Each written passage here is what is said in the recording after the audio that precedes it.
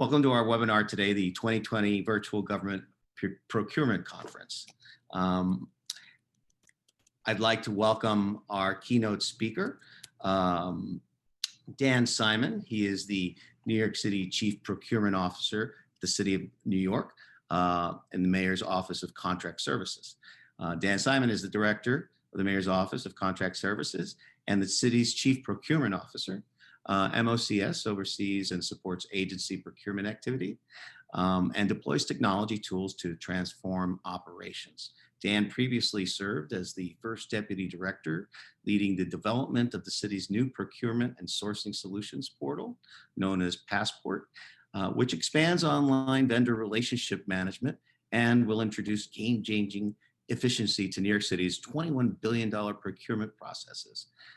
Prior to joining MOCS, Dan served as Executive Director of the Health and Human Services Accelerator Initiative, which modernized procurement for agencies and service providers who work directly with city residents. Dan has also served in various government executive roles, managing multi-million-dollar initiatives and organizations. Welcome, Dan. Thanks, Ralph. Thanks very much. Thanks, everybody. Good afternoon. Many thanks to City and State for providing this opportunity. Not everyone takes notice of public procurement and public procurement professionals the way City and State does, and I want you all to know that we very much appreciate that. Going to do a little bit something different today with this keynote. I think the virtual platform gives us the ability to share the stage more easily. And so the MOCS team is actually going to be delivering the keynote today. It's very important to me that you see and feel the team effort behind the procurement reform that we've achieved. But before I do that, I want to take a minute or two to just highlight the city's procurement leadership and how they responded to the pandemic. I've been working for New York City for close to 20 years now. And I have never gone through anything that like the spring of 2020. I'm sure a lot of folks share that sentiment. And so I don't need to recount how unprecedented this all was, but you should know that it was equally unprecedented, the amount of coordination and just sweat and tears, frankly, that went into supplying the healthcare system with the critical supplies it needed during a global shortage. Major disruption to the supply chain, quote unquote, just doesn't cut it. There was no supply chain. It did not exist. And a team of procurement folks in the city came together from day one, and we built a supply chain on our own. We set the city up as an importer of record. We work with freight forwarders to take ownership of the product at its origin. And we now have a strategic stockpile of medical PPE that hospitals, nursing homes, adult care facilities, and other healthcare settings are drawing upon today to support our frontline and healthcare workers. It was a tremendous success, and I hope that that comes across. And you should know who these people are. First and foremost, to me, Commissioner Camilo was a huge partner. Deputy Commissioner Mersida, Ibric, who you'll hear from later. Adam Buchanan, Larry Siegel, Roman Goffman, Terrence Lee, Ryan Murray, Brandon Chiazza, Nadia Caduce, Matt Sullivan, Rachel Cato, and Minu Shermahamadali. That was a core team of MOCS and DCAS folks that came together and worked tirelessly over days, weeks, and months. I can't overstate what effort went in to all this work. Dr. Dabari at H&H was tremendously helpful to me and the team. And then we have, some honorary procurement folks that played a leadership and coordinating role at the city. Folks like Jackie Bray and Cynthia Kaiser, more recently, Jamie Torres Springer and Jessica Matthew, Juna Moore, David Starr and Dr. Quinn from DOHMH, as well as their teams, Commissioner Criswell, Henry Jackson, Stacey Rosenfeld, from NISM. And so it was just a huge coordinating effort, and all we wanted to do was help New Yorkers and support our healthcare system. And, you know, I hope that story doesn't remain untold. It was something that'll stay with me forever. And a lot of these folks deserve a tremendous amount of credit. So with that, I'm gonna jump into a presentation. Like I said, it's going to be a team effort today. So I'm going to start sharing my screen.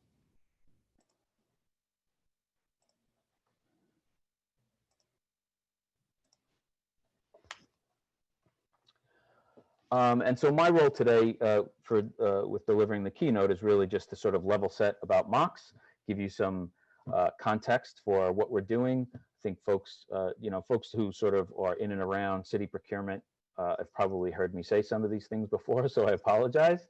But I think it's important to level set right out of the gate. These are the numbers from fiscal year 20. And that's essentially the procurement amount for the mayoral agencies. And as you can see, roughly a third of that is human services. And so if ever anyone wonders why the nonprofit sector and human services organizations are so important to us, you'll see why.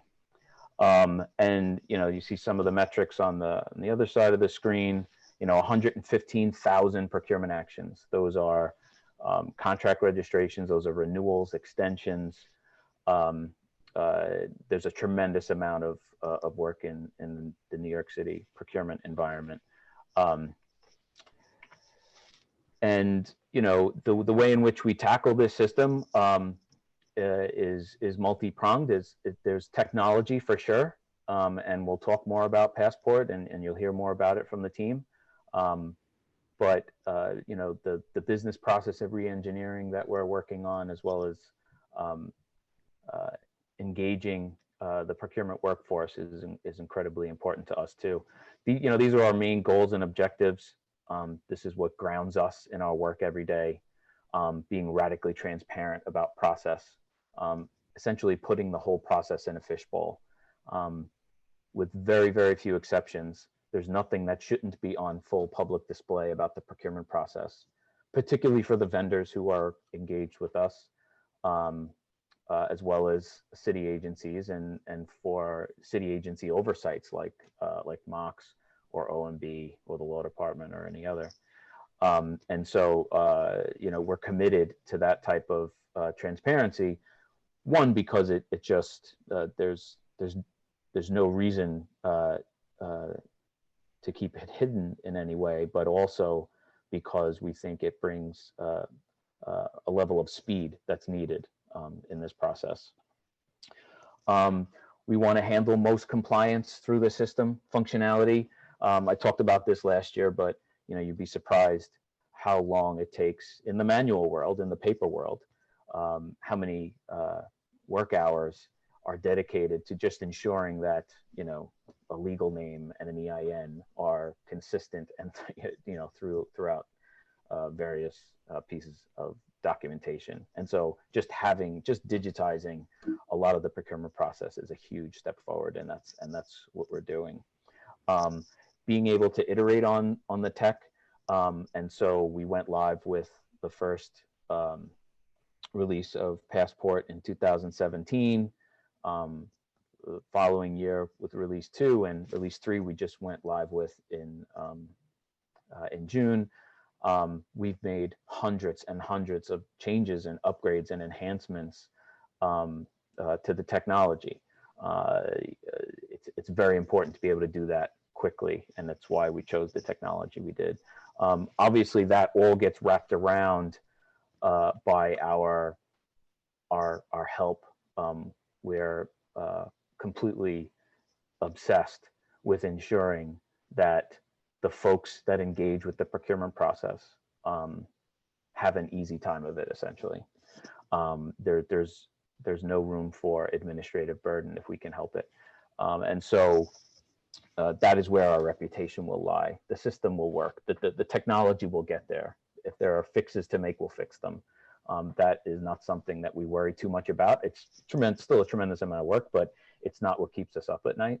The technology will get there, but it's really the help apparatus that we put in place to ensure that the folks that need to engage with the procurement process are able to do so easily. And so that means having good design so that the functionality is intuitive, but to make sure that we have a concierge type service for those that find it difficult. And then of course, raising the bar for our procurement workforce. This is all, this is all for nothing if we don't have a workforce that can meet this innovation where it is. And you'll hear more about that. I just wanted to put the roadmap out there. Many folks have seen this slide before, but like I said, a successful release 1, where what used to take a month is now taking vendors a day, and in a completely self-paced environment. This replaced Vendex. Release 2 has less of a broad impact. It manages the city's requirements contracts, and we work with DCAS and Do It on their requirements contracts and functionality, mostly around goods. Release 3 was our biggest release. I would say Release 3 from a size and scope is probably as big as the other 3 releases combined. And we went live with that in June. We kicked off with a focus on small nonprofits and MWBEs. We wanted to make sure that we reached those organizations first to make sure that we stay true to our commitment to leveling the playing field. That's a lot of what this is about. And we've released a bunch of procurements and RFPs, and the system has managed them quite well. And then release 4, which is coming next year, will really close out this full spectrum of what procurement's all about.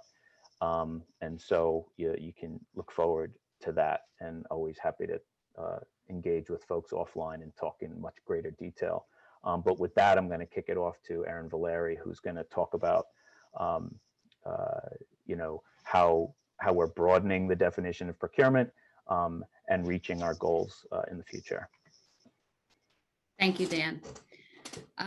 So many of you may be familiar with New York City's more traditional definition of procurement, and may see procurement as a bit of a narrow administrative task, and it ends in the registration of a contract, and then that's where the real work begins. Maybe you need to extend or renew the contract, so you go back to your procurement staff and work with them again to do that sort of limited activity. But really Mock's vision and what Passport facilitates is a transition to a procurement definition that aligns with industry standards. And it starts with the second that an agency identifies a need for a good or a service that helps them to meet their agency mission. And it's a strategic activity that extends through establishing the contract, the structure of the contract, establishing the financing, the structure of that financing, the contract management activity, and ends with a final payment on that contract.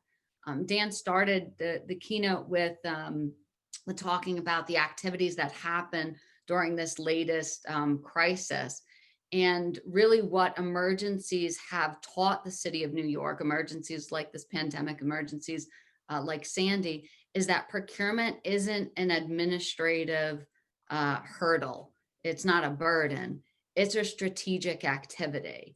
And working through procurement with your ACO partners, with your CFOs, in alignment with your agency mission, means that the city can procure the goods and services that they need at the time they need it, from the vendors they need to provide it, at the price they need to provide it, so that those goods and services can be in place where New Yorkers need them and when New Yorkers need them.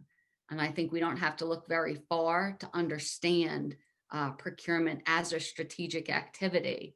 And Mox is positioning itself to help facilitate that Passport positions us to help facilitate that. And procurement becomes a strategic service. And we are in service, again, of the various city agencies who have a mission to provide services to New Yorkers. I'm going to turn it over to Victor, who is our general counsel, and he's going to talk a little bit more about how the technology enables that service, that expanded definition of procurement. Thank you, Erin.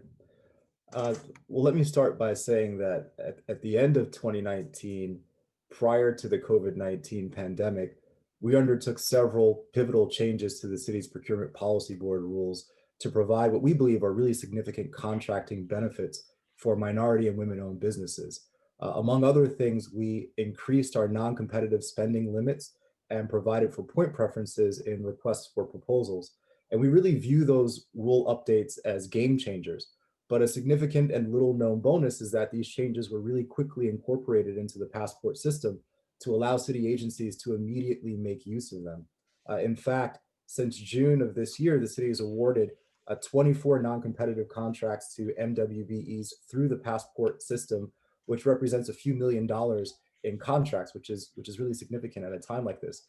But it shows how quickly agencies and vendors were able to incorporate use of the system. I mention this because it shows not only the flexibility of the system in terms of incorporating revisions, but it also demonstrates our ability to create this new digital procurement system in a way that's really fully compliant with the law. We've worked in lockstep with the city agency partners and also with the city's law department to ensure compliance with state and local laws and rules. And there are several safeguards that are in place to force compliance really and avoid improper contract solicitations. The end result is a system that gives us a significant assurance that procurement will be done properly, but also efficiently and conveniently. And beyond contract solicitation also, we've made strides in efficiency and convenience in the award process by allowing for contract drafts, for example, to be created and edited in system. And we've also provided mechanisms for electronic signatures of contracts and relevant documents to be done in system, which, you know, in a time like this, in this COVID-19 world that we're living in today, is really critical.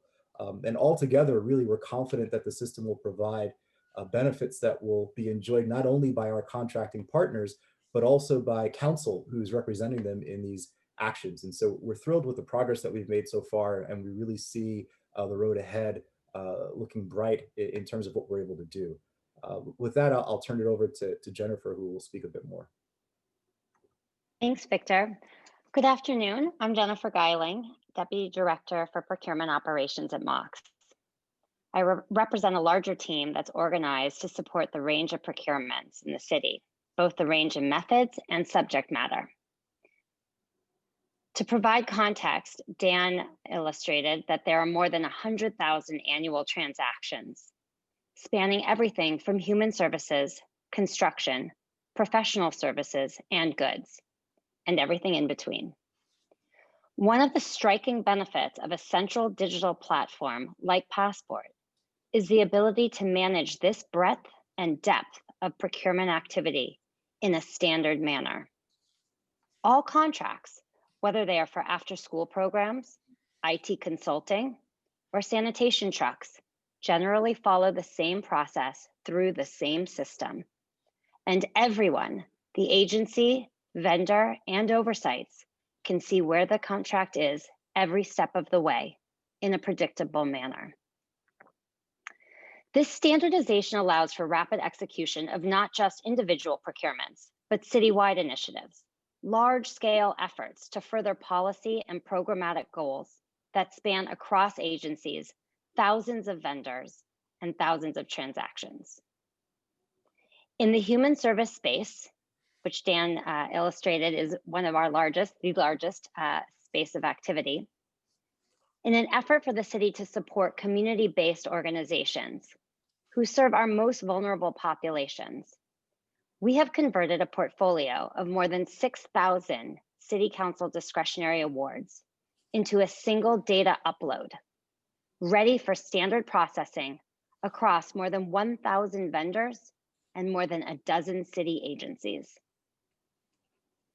Passport creates efficiency and cohesion for the City of New York, and it also invites wider participation in city contracting. With Passport, vendors have a consistent experience with greater clarity that builds confidence in exploring opportunities and allows for effective planning and preparation. In 2 years, we have doubled the number of vendors interested in doing business with us, from 12,000 in 2018 to more than 26,000 today. We are diversifying our vendor community, reaching new businesses, MWBEs, and smaller organizations. And we are building stronger relationships with long-standing partners. I'm proud to be part of this team, and thank you for your invitation and interest in procurement for the City of New York. I'll now turn to my colleague, Brandon Chiazza, our Chief Technology Officer. Great, thanks, Jennifer. I really appreciate that. I wanted to take a few minutes to talk about the technology organization at MOX. And for folks that don't know, the Mayor's Office of Contract Services is a relatively smaller office within the entire Mayor's office. And so back around 4 years ago, when we set out to identify a technology solution, we didn't have a real technology team. And so we needed to identify something that we could rapidly deploy, that was matched the complex body of rules and regulations in the city, but also, to Jennifer's point, sort of standardize the process, and also gave way to the ability for us to quickly build a team around that technology solution and around the business needs. So we actually chose a software company called Ivalua, which is a cloud-based SaaS product. And this was great because it's a commercial off-the-shelf solution. It brought standardized best practices to the City of New York, but it also has the flexibility to account for changing rules and regulations, like Victor mentioned, and also adaptations to new business solutions or business processes. So us being, this was sort of the beginning of us being a cloud-first organization, and it allowed us to build this team around business needs and procurement operations, where we predominantly had business analysts, technology analysts, quality assurance teams, and we could do away with investment in network engineers, infrastructure leads. And so, while Dan mentioned we have 4 major releases, we are actually able to deploy a release, much smaller releases, but more frequently on about 1.5 weeks on average, where we've made thousands of enhancements and solution adaptations since go live in 2017. I think also, just adding to that, we also have made a significant investment in this technology team to help us focus on learning the business process as much as the procurement operations team. And that's really been beneficial, I think, to positioning ourselves as a technology organization around being service-minded, being able to help agencies, vendors, and also being able to help the other divisions at MOX. And so this has been critical to our rollout, and also to help these operations teams invest more in what they need to do, which is really around change management and workforce development, which is what Ryan Murray, who is going to speak next, is our first deputy director. He'll talk a little bit more about that and our focus on service at MOX. So I'll hand it over to Ryan if you're available. Thank you, Brandon, and thank you, team. Let me just wrap up by perhaps stating the obvious. The technology that powers our lives today is only as smart as its design. It's only as effective as the team behind it. So you've heard from our team, and you can see that we've put together a diverse skill set of people who are really change makers and committed to making procurement better. One of the things that if you're looking at the slides, want to just raise up is that along with our technology implementation, we had to really put a call to action out there for all of our team. And I don't just mean these folks at Mox, I'm talking about the team of folks in agencies. I also mean the team of people, like Jennifer said, who are out there, who are the NWBE leaders, our nonprofit leaders, the agencies that have been in the game forever, or the new vendors to the fold. We knew that we needed to raise the bar on procurement. So let me unpack what that means very quickly. At the heart of this is people. People make procurement transformation real, right? So when you look at our raise, relationships, access, innovation, scrappiness, and excellence, what you'll see is that for excellence for us, as Brandon said, it means that we're always committing ourselves to making improvements along the way. At the center of this is our relationships with vendors and agencies to confirm that what we're doing is actually relieving the pain points that they see. And in the innovative space, as Jennifer covered, what we're looking at is making sure that we have a shared platform for innovation so that we're operating from the same facts, not alternate facts. We can use those facts about how long something took and what information should be uploaded in a procurement process so that we can get through to the point of saying, okay, where are some additional places that we can manage performance? And finally, once you take that information on performance management, you could actually change administrative policy, which, as Erin covered, really drives us to improve the service delivery. Across all of this has been a shift for us to really become a service organization. And service for us really is looking at making sure that first and foremost, the things that we put out there, the technology, you can use it on your own. There's sufficient information online, whether it's videos or there's training and webinars available to you, so that if you can't follow along with the guides, you can actually follow along with the person. We've also structured ourselves so that we have a service desk so that if you have experienced issues, you can get on-demand support. And still with that, we're not satisfied that that's enough. We've structured ourselves to make sure that we can be proactive in giving you the support through our procurement operations team. Those team members are working hand in hand with agencies and vendors every single time we implement something new to hold your hand along the way. Procurement today is much more of a service than it used to be. Often it was structured in a way to, catch bad actors. Those things still exist. For us, we want to make sure that it's an efficient process. We're not in the way, and that procurement as a service, like any service, is reliable. You know what to expect, and it's high quality. So when you think of Mox today and you think of procurement, I want you to think of us as a service hub where we keep the doors open to support you, where we're able to, make sure that we're addressing your real demands and your real needs. Push us and partner with us so that we can keep innovating and keep pushing towards excellence. And please do reach out. Some of you have worked with us. We couldn't have gotten here without you over the last few years. If this is your first time with City and State, your first time hearing from the Mox folks, we do actually get back to you. We do reach back out and we sit down and listen to make sure we're addressing everything that's new. Because in the spirit of service and excellence, there's always going to be something that we need to fix. We want to make sure that we partner with you on that. So I'll stop there. Thanks, Ryan. Much appreciated. Thanks, everybody, for your time. And I'll turn it back to Ralph. Thank you, Dan. We actually had a couple of questions filter through. We have about a minute. Let me throw it out there for you, Dan and company. First question was, where is the stockpile located, the physical location? Well, that actually, as you could imagine, is in an undisclosed location. It's no secret. It's been well reported that there are folks that have ill intentions over a lot of these items. And so it is in a safe and secure place. I can guarantee that. Great. Now, another question here. We still have a little bit more. One more. How do you prevent waste and profiteering as what happened with the School Construction Authority agency?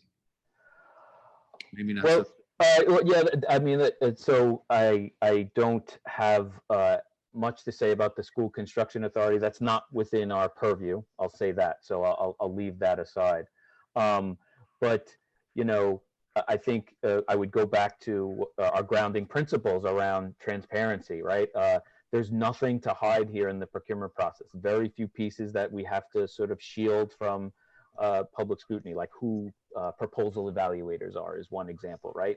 We shouldn't know who those folks are during the procurement process.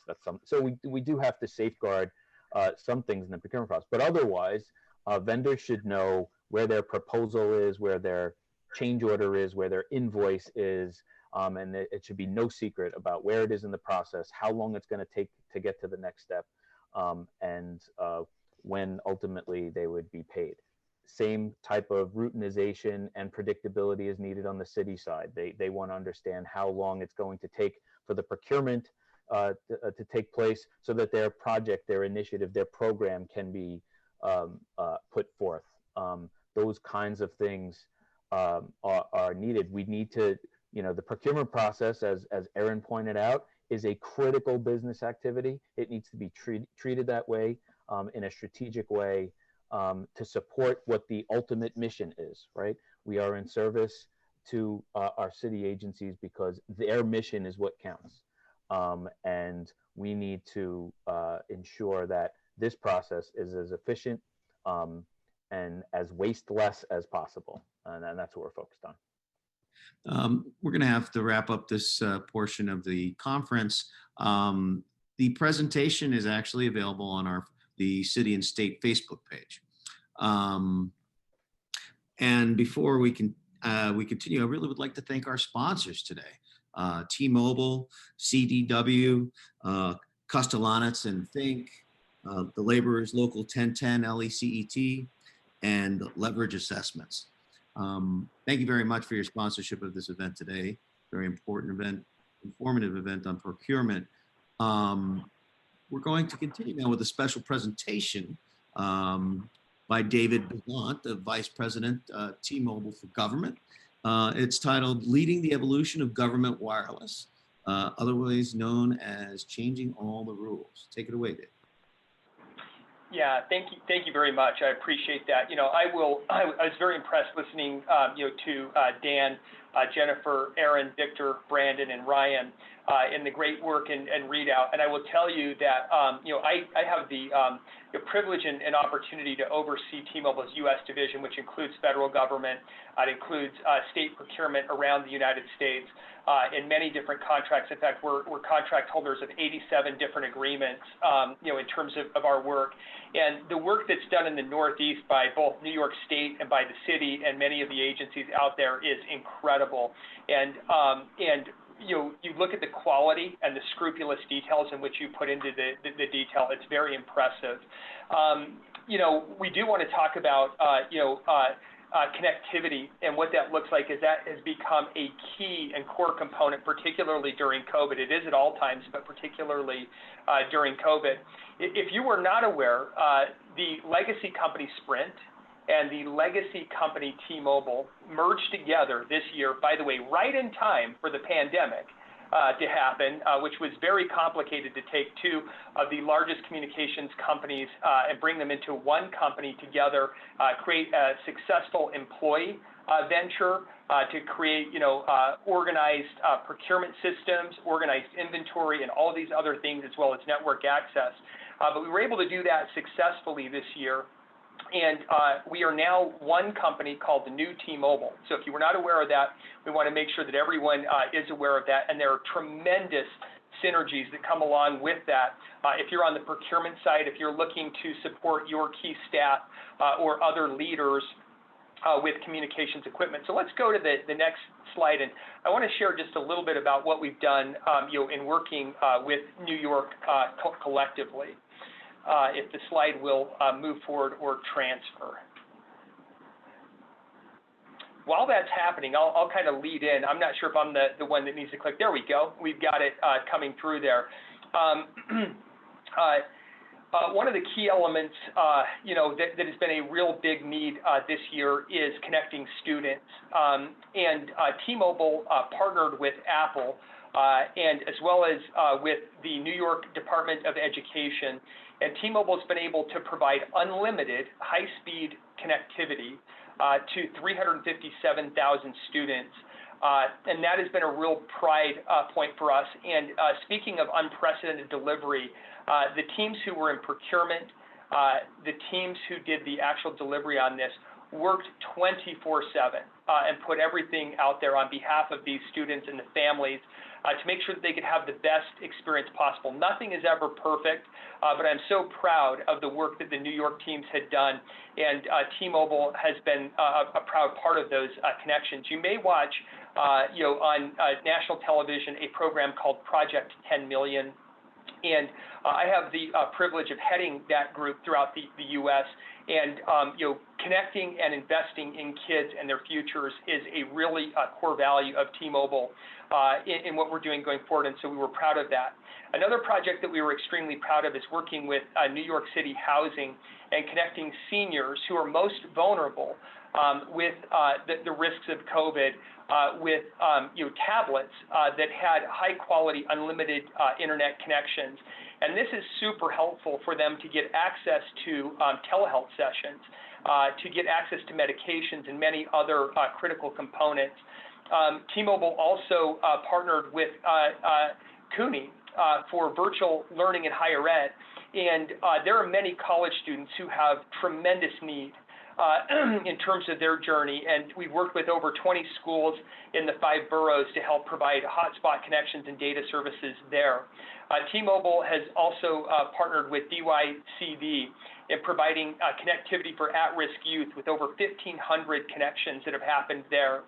And critical infrastructure like Department of Transportation to connect traffic lights and camera systems with over 7,000 of those with really high quality, reliable connections, as well as with Help and Hospital Corporation, who has to do contract tracing. And many of you have read about the Herculean task that comes along with having to do that to try and make sure that we're keeping everyone safe and that we're in the forefront of those different communications. And so these are just a number of other projects that T-Mobile has been investing in with the city and partners around. And thank you to everyone who has worked so hard on behalf of the public. Let's go to the next slide and talk just a little bit about network and share what that looks like.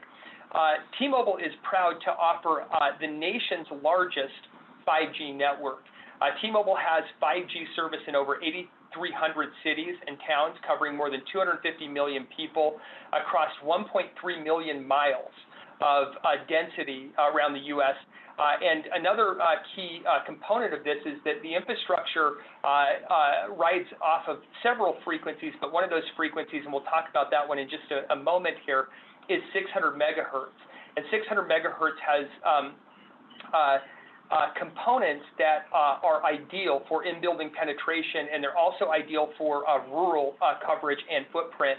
And so this is a big focus for T-Mobile to bring 5G for all, and that was a core component of our merger with Sprint to advance this. And over the next few months, we will add significant coverage to this network. In fact, a statistic is that we are touching 300 sites across the nation per week in terms of modifications and upgrading that technology to incredibly fast internet connectivity that leverages 5th generation. We're also proud to have just received our 4th consecutive J.D. Power Associate Award for large commercial, government, and business buying satisfaction. We have a team of dedicated experts who are specifically aligned to you and do nothing but support government procurement. We need them to know how you operate, the systems that you use, the types of reporting that you want, and that they know your name and you know their name when you interact with them, and that you have a one-to-one ratio there in terms of that with a team of people who can support you. And so T-Mobile is very proud to have a 4-peat there in terms of the best satisfaction. And we also want to make sure that we're providing you incredibly great value. You have many things to do. You saw that procurement dashboard that Dan and team had showed with how many projects and how many contracts you have to keep up with. One thing that T-Mobile provides a guarantee of is unlimited connectivity. You'll never have to go and manage a plan. You'll never have to worry about overages. You'll never have to worry about unseen fees or other upcharges that happen after the fact. You're simply buying a subscription to the internet. That's it. And you're coupling that subscription to the internet through either voice services, mobile or data connectivity, and you're picking the device or the endpoint that matters most to you. And so this is another key component to try and make buying simple and help you have a sustained budget and something that you really don't have to think about and spend a lot of time with after the fact when you have reliable connectivity and service. Let's go to the next slide and show that spectrum that I had talked about. Now, this is important, and many people are unaware of how wireless connectivity works. But each piece of hardware, so think of your smartphone, that device has multiple radios within that. And those radios can communicate through towers that broadcast different frequencies. Different frequencies are really important for a great wireless experience because they have different propensities. They have different physics levels in how they operate in their communication. And so, you've heard the term millimeter wave, which is that, on the layer cake, the part to the top, that's incredibly fast internet connectivity. You can get speeds of up to a terabit. However, the projection distance is very short, and millimeter wave is suspect to interference. And so that can only be used in certain places and in certain venues. And like stadiums are a great example of a place where this is well leveraged. But if you have a lot of other obstructions, it's important that you look at these other two frequencies. The mid-band frequencies, which you see 2.5 gigahertz, 1900 and 2100 megahertz, this is where T-Mobile largely benefited from Sprint's work and their effort where they owned a big portion of 2.5 gigahertz spectrum. Where we're deploying this, we're now getting speeds that are 300 megabits per second on the download and 100 megabits per second on the upload. Incredibly fast internet connectivity. And as I mentioned, we're touching up to 300 sites per week on the network. This is what we're upgrading to make sure if you have 5G data services that they are ultra and hyper fast. And then the low frequency portion of that, 600 and 700 megahertz, are also other key elements of our technology. And this gives you in-building penetration. This covers rural parts of America with huge swaths and ability to broadcast that connectivity. Let's go to the next slide and show you what the map looks like with this deployment. This also shows where we have deployed that coverage. T-Mobile's footprint now has 5G coverage that by almost 30% more is 2x the 5G coverage of Verizon and AT&T. And this is a really key point for us in terms of our overall leadership. And we're so pleased to see Apple come out with devices that are now 5G compatible with their most recent launch of the iPhone 12 and the iPhone 12C, or otherwise known as the Mini. And Samsung has a great lineup, as well as LG has a great lineup if you wanted to take advantage of this. But coverage is in many places where you travel. Let's look at New York, specifically on the next slide. David, I'm sorry, I'm going to have to ask you to wrap up soon. We're running out of time. Perfect, Ralph. We've just got 2 more slides and we are there. So thanks so much. In terms of taking a look at New York, you can see some of the quotes, and we'll publish this presentation so that you can see what third-party analysts are saying about the network. We'll make sure that we put that out. Let's go to the next, just Ralph, in terms of the time that you have. Then let's skip one more over because it's more of the same point that we were just making. And bring it home here. If you may not know, T-Mobile has recently surpassed the amount of subscribers that AT&T had.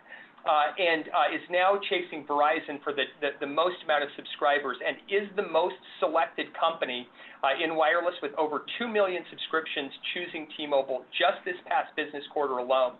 So if it's something that you'd like to have a conversation about, our teams would love to connect with you. Appreciate the few minutes here on with all of you today. We'll be happy to do follow-up on the Q&A with anything that came through chat. Ralph, thanks for the opportunity to be on with you and Dan and the team. Thanks very much, David. What a great update on your merger. We're now going to move to our next segment. What to know about doing business in New York post-COVID. It's hosted by Annie McDonough, our tech reporter at City and State New York. Just to give you a little quick summary about it, citing the high cost of doing business in New York City, and the devastating impact of the COVID-19 has had on the aspects of procurement are distinct to New York in terms of laws, taxes, and Mwbe procurement. This panel is going to dive to take a close look at the New York procurement process, dive in and prepare you to navigate the system in a post-COVID world. I'm going to transfer it over to Annie. Thanks very much, Ralph. Good afternoon, everyone. My name is Annie McDonough. As Ralph mentioned, I am City and State's tech and policy reporter. I'm very excited to moderate this panel on doing business in New York post-COVID. I think there are a lot of takeaways to be had from the last 8 months of the pandemic. I'm really excited to hear from our panelists on what went well, what didn't, and some of the challenges and opportunities that lie ahead for procurement in New York. We'll leave some time at the end for questions. Please feel free to just post any questions through the Q&A function throughout the conversation at the bottom of your screen, and I will be monitoring that box to pose those questions to the group. First off, I'll ask each of our panelists to briefly introduce themselves as they address the first question I have for the group, which is asking about how we've seen procurement change since the pandemic. For Rachel and Mersida, I'm curious about the shifts that your own agencies have had to make. And Claude and Kristen, perhaps you can speak to what's changed for you and for vendors in general. Mersida, maybe we can start with you. Absolutely. Good afternoon, everyone. My name is Mersida Ibric. I'm the Deputy Commissioner for Office of Citywide Procurement at DCAS. Pre-COVID, my agency is responsible for centralized procurement for the City of New York. We buy everything from cars to concrete, to trees, to whatever you can think of that the City of New York needs. Then COVID hit, and our role really expanded and went into full gear. Our primary responsibility was to pull together all the resources across all city agencies and even non-city agencies to really think through sort of what our needs are and how do we leverage our buying power. On the traditional sort of procurement, we consider buying power and leveraging the sort of those economies of scale is like purely economical, right? Like we want the best price. But during a pandemic and during a huge crisis where supplies are hard to find, they're overseas, we're competing with entities from all over the world, that leveraging buying power really is just about getting product in hand as fast as we can. And so that was really a large shift that we've experienced during COVID. I'll put it over to Rachel. Great, thank you. Yeah, Rachel, perhaps you can jump in. Good afternoon. My name is Rachel Miller. I'm the Agency Chief Contracting Officer at the Administration for Children's Services, where we contract out for close to $2 billion worth of goods and services.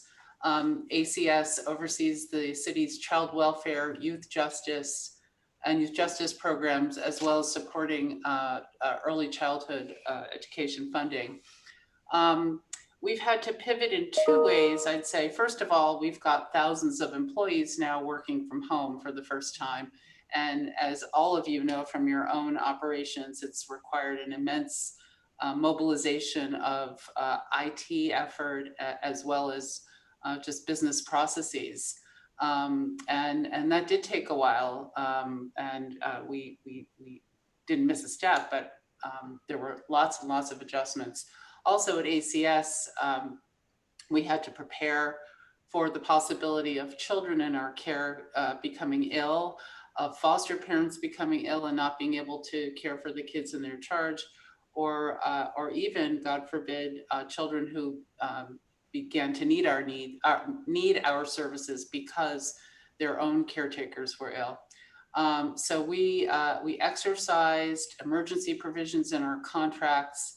But this all required immense mobilization of goods and services like PPE, like IT, like temporary staffing. We even had vendors who had to relinquish their contracts because their own staff were ill, or didn't want to take the chance of working in our congregate care facilities. So all very challenging. We were really excited about the advent of Passport, which you heard all about from the MOX team, because Passport is a purely digital platform, but it was taking place during it hadn't actually rolled out when we went virtual. So we had to figure out how to do with MOX,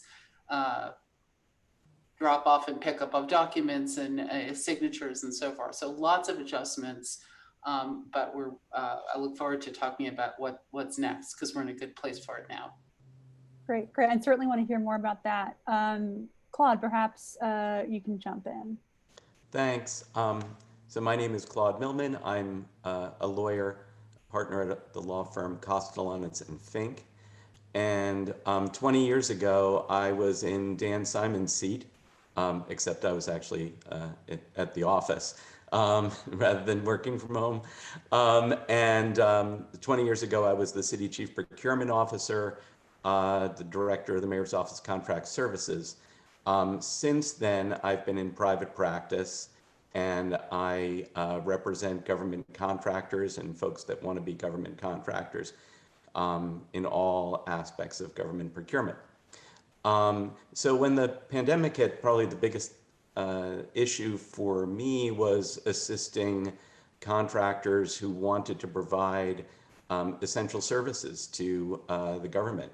And some of that, by the way, some of it was essentially low-cost contracts, and then there were also lots of government ethics issues that popped up about what could be donated by contractors, what couldn't be, what issues would arise. Probably the most interesting procurement I worked on involved the Spiro Wave, which was a bridge ventilator, and the way the city procured that was fascinating. In the sense that it went, rather than through DCAS, though DCAS I'm sure had a significant role, it went through the city's Economic Development Corporation, which in turn created a whole new corporation to procure these bridge ventilators. And the other interesting thing about it was that they were talking to a contractor that had never done this before. And so there was a great need at that time for contractors to figure out what they could do and how they could help and jump in. And that procurement was done lickety-split. Really an amazing procurement story on all ends. People working in 3 or 4 in the morning on aspects of the contract as we tried to make it so that the city would have the services it needed. And the other aspect of it that was interesting is obviously the city itself was not going to use the ventilators, it was purchasing them. So that it would be able to make them available to hospitals, some that would not even be affiliated with the city directly.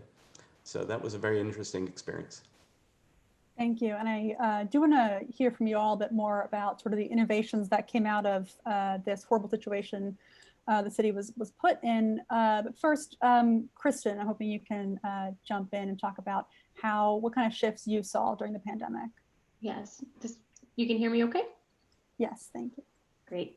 Thanks so much for having me and CDW. And I just want to thank our partners at T-Mobile for all of their significant contributions in the city. What an impressive amount of work that's been done. And of course, with my peer panelists of all your service to the city.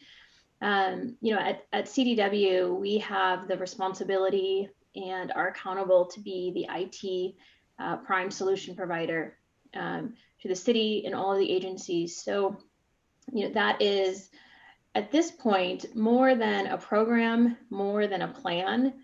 It is truly a priority to ensure that the technology is secure, it's safe, it's intelligent. But also we hold an incredible responsibility to ensure we're meeting the expectations, needs, and aspirational goals to the city around the MWBE community. New York City's entrepreneurs, small businesses from MWBE community, some of the most brilliant and brightest around the country that we partner with daily. So, our value to the city is a safe, secure, intelligent supply chain, but also one that's diverse. And, I would say that that hasn't changed pre-COVID, during COVID, and will not change post-COVID. Supplier diversity and the inclusion of a diverse supply chain, isn't something new, isn't on trend. The first executive order was done over 50 years ago from the Oval Office to have an office of MWBEs. But now, today, we are truly at an intersection of reflection and what do we do next to ensure that we aren't ignoring, aren't sidelighting, and aren't putting small businesses, MWBEs, the ecosystem on a tryout, just part of our everyday business. And that's the work that we're doing in the city to serve healthcare, government, all the universities. CDW also worked tirelessly side by side with the city to ensure that students in New York City could get back in online, see their teacher, that the healthcare system had everything they needed to serve the city. And to your point, beyond the city, really, New York City served so many parts of the country. And so we're just proud to be part of it. Great, thank you. Claude, you mentioned ventilators. One thing we saw at the beginning of these 8 months really was sort of the centralization of procurement when it came to PPE, other critical medical supplies like ventilators, with the city in a position of acquiring some of those types of supplies, not just for themselves, but for hospitals, healthcare institutions, with GCAS handling much of that effort, I believe. Mersida, I'm wondering if you can talk about what worked well or perhaps was challenging about that effort, that sort of centralized effort. And I'm curious to hear from the rest of you whether you think that is a sort of centralized model that might persist as we look ahead to the rest of the pandemic, really, and sort of the months ahead.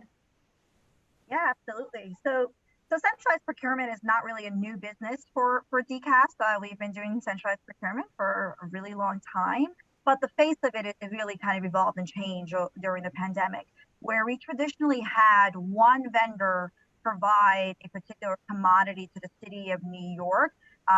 Let's say masks, for example.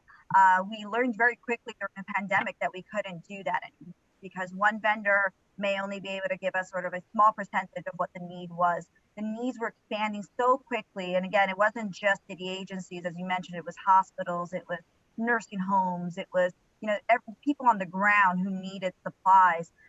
When we are dealing with a crisis like this, we have to go beyond, the small pool of vendors that we typically deal with. And I think what we found was that, it was early on, we decided no single points of failure. We can't just have one vendor provide a commodity to us. So for masks, for example, we had over a dozen different vendors provide masks at different times during the process. We also we learned very quickly that the supply chain was really fractured. So if you didn't have stuff here in the United States, that meant that we were in a real trouble to not have supply in hand at the hospital level. So that meant we had to go overseas. And so Claude was talking about working on, 3 or 4 o'clock in the morning on a single contract. We were on a world clock all day, every day. And I don't know how my staff did it. I mean, they are truly amazing human beings because they did it every day. But we had to learn quick. We went from being, just consumers, essentially, right? I'm going to put out a procurement. I want a mask. You vendor, you figure it out. You tell me how much it's going to cost me from, I don't want to know how it gets here. I don't want to know how long it takes. I just want it here by this day. Now becoming sort of, ingrained in the supply chain process. To now saying, I want to be, I want to be at the top of the line at the manufacturing plant. I want the specs to look like this. I want, I need it here by, by this date. I want it here by air because that's going to be faster. But you know what? I'm also going to put it on by boat because I want to be able to have both streams coming at the same time.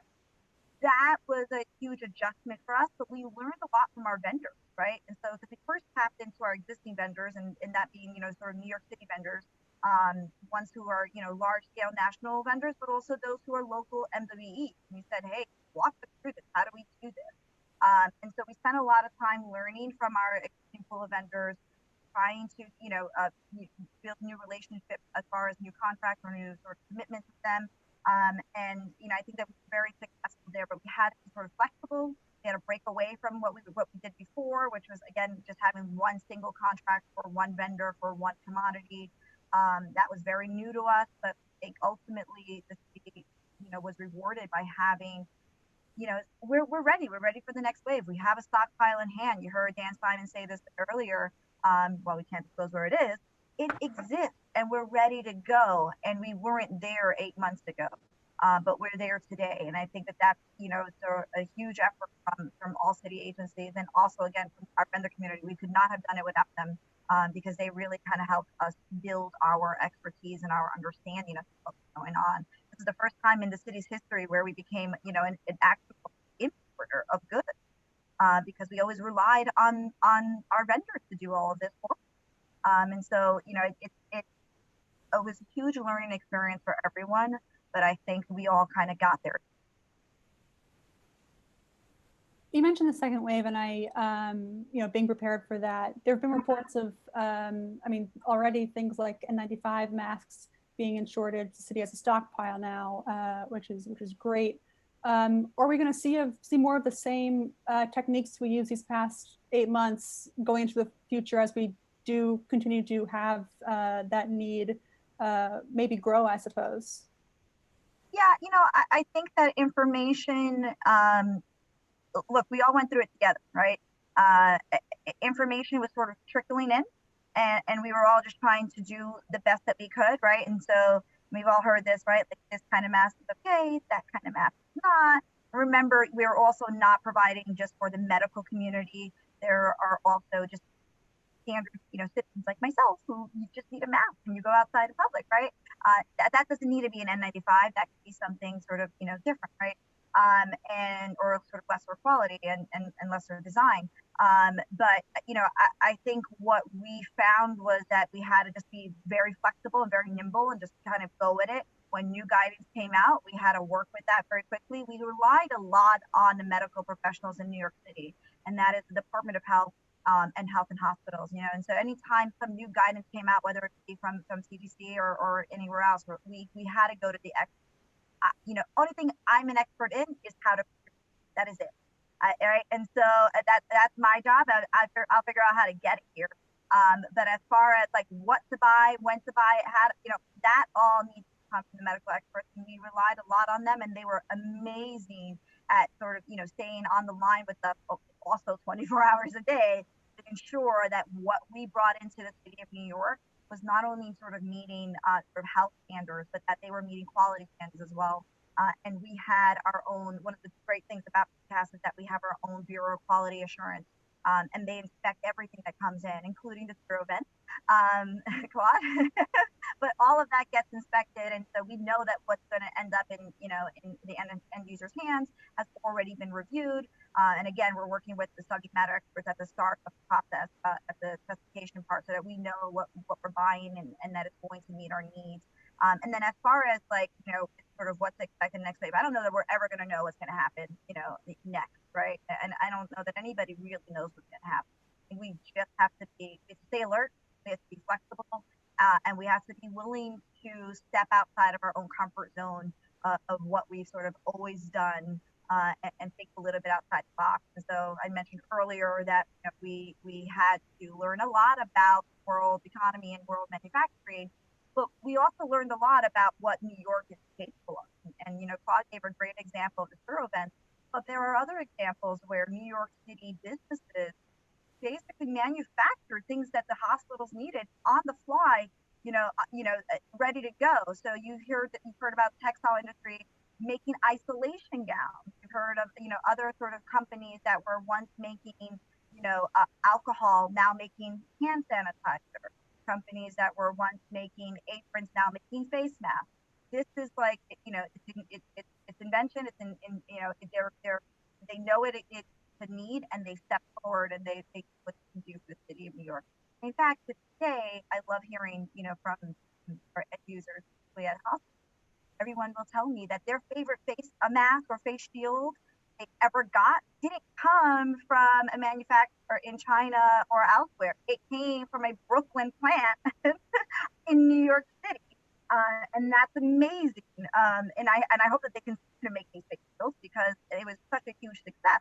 That would have never happened if they didn't sort of say, hey, we need this. Step up and do what you can do. And I think that, you know, working with agencies like EDC who really kind of thought through, was the brain trust around this and really thought through what were the possibilities, really helped us really take us over the edge. And I think if we kind of continue on that path, no matter what comes our way, I'm sure we'll be able to navigate. One question I wanted to pose to the group, obviously, sort of don't need to say this, but the pandemic has introduced new challenges to the procurement process, which you've all just mentioned, but also I think served to highlight some existing issues, whether that's ensuring sort of diverse vendors are able to compete and have access, or just sort of efficiencies of the system. Can you just talk about what some of those challenges are and whether, you know, what the city or either vendors themselves can do to start to address those challenges? And whoever wants to just jump in to start. I'll jump in. I think one of the things that we all know is that when we need these goods and services during the pandemic, we need them now. We need them urgently, and hence people staying up till 3 in the morning as we're forging, you know, new relationships with vendors and so forth. But there's all, you know, what we can do is limited when vendors aren't prepared to do business with the city. There are basic requirements and compliance issues that we really need you vendors to make sure you're on top of. Especially now, make sure you have a passport account, make sure that you're fully filed, that your PIP registration is up to date. Please, please, please check your vendor commodity codes, your vendor classifications. I can't tell you how many times we send a bid out to you know, to vendors we think provide electrical services, and it turns out that they're actually hair salons or real estate agencies because they're misclassified. That's business lost on business opportunities missed for you, and real frustration for us because we need you so much. So we hope you'll do that. Keep your insurance up to date. If you're an MWBE, make sure that you register with the state and the city, both. We will consider you in both ways. So just these sort of procurement, doing business with the city fundamentals have never been more important because things are happening so quickly now with urgency. So I really want to remind you, put that reminder out there. I'm going to jump in and say that so many vendors, I think, wait until there's some sort of problem to look for help. And that's frankly how most of the clients that come to me arrive. And I think that if you're thinking about doing business with the city and the state, it's very complicated and very risky. And you need to know what you're looking at, and you need to be very informed. And there are a number of things I think you can do. So first of all, I would read City and State. First read is the kind of thing that everybody I know who's involved with government procurement issues reads every morning. And you have to know what the issues are and who the players are. And those are the kinds of things that you need to be reading in order to understand that. Second is, I think that if you're a vendor or prospective vendor and you've never spoken to one of the city or state lobbyists, then I think that's a mistake. I'm a lawyer. I mainly, sometimes I have to register as a lobbyist because sometimes the law will capture that. But there are folks who really understand, the different agencies.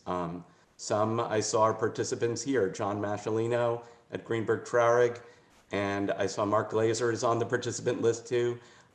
Those are some of the folks that can introduce vendors to city agencies. And I think it's really important that they do that early on in the process before there's an RFP, before there's a procurement. There are a lot of great lobbyists, and I would be talking to those folks because They can help you understand, and all the things that Rachel was mentioning about having all of your ducks in a row.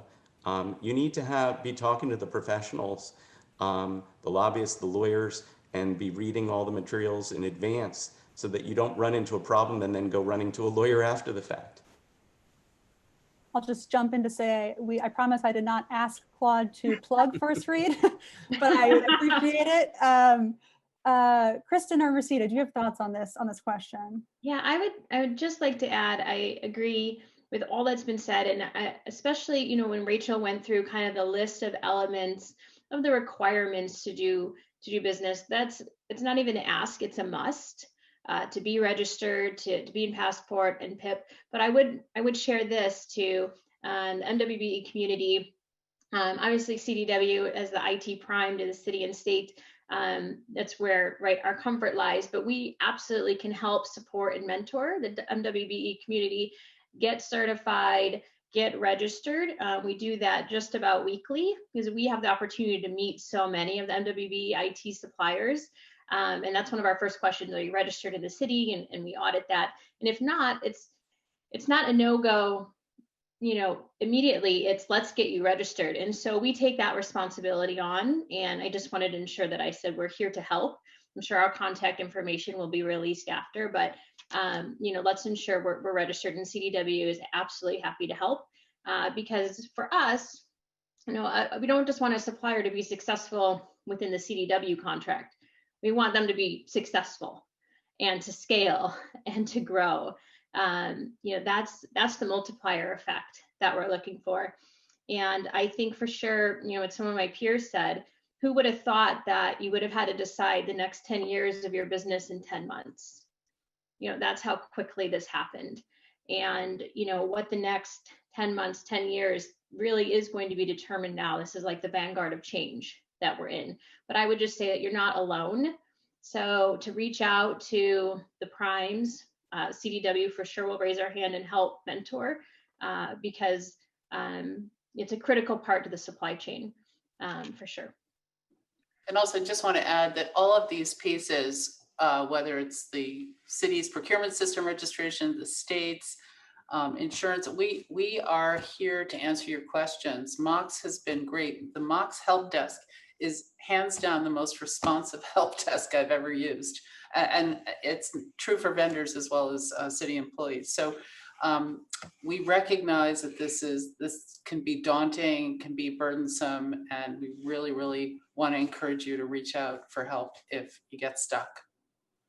Yeah, and there's actually a lot of information that you might think you know because you're reading the materials, and you'll be completely wrong until you send an email to the MOX help desk and they'll say, oh, you don't have to do that. Let us help you. And they do respond very quickly. I've been very impressed. I would only add, I agree with everyone on the panel. I would only add that this is your business. You can't be passive. And, you know, you have to request, you know, time and an audience with each of the agencies. The advice I always give is you know, again, this is your business. So understand your audience and understand what people are looking for. If you've never used the New York City Comptroller's checkbook site, get familiar with it. It's actually wonderful. A lot of information on there. And as a business, what you should do is, I sell X, my competitor is, you know, Y. I'm going to search up who's out there. And so, you know, and see who they're currently doing business with. Through using that website, you can find out what other agencies are currently buying that service or previously have bought that service, and you reach out to them. I meet with every vendor, not me, my team meets with every vendor that reaches out to us, MWE or not. We do offer additional sort of support to MWEs where, you know, as Kristen and Rachel sort of stated earlier, walk them through the process. If you're missing information, let's talk about that. Let's talk about how to get you sort of more sort of attention as far as how you're categorized. But we meet with every single vendor. I said this earlier, the only thing I'm an expert in is how to procure. I rely on the vendors to tell me what's out there. If something is new and emerging and something it requires us, you know, to sort of think about it differently, I rely on the vendors to do that for us. Say, come forward and say, hey, there's new technology. Hey, there's a new way to do this. and we meet with everyone. It doesn't always result in an immediate procurement action. Procurement does take time. I know you heard from Mox earlier. It's a strategic process, but it at least allows us to start the conversation of, you know what, maybe there's a different way to do it. And so don't be passive. Ask for a meeting. Know who the right agencies are that you should be talking to. Again, I buy goods. So if you're a good agency, good vendor, you should be talking to me. And so, Rachel, who's on here, it works with, youth program. You're a youth program vendor. You should be talking to Rachel. So those are the kinds of things that I think you have to do. Don't be afraid. We're usually very pleasant. Haven't picked up now. Rachel and I are very friendly people, as are most agencies. So feel free to just hit us up. I'll share later what our standard email address is. But you will always get a follow-up from anyone on my team, again, whether you're MWE or not.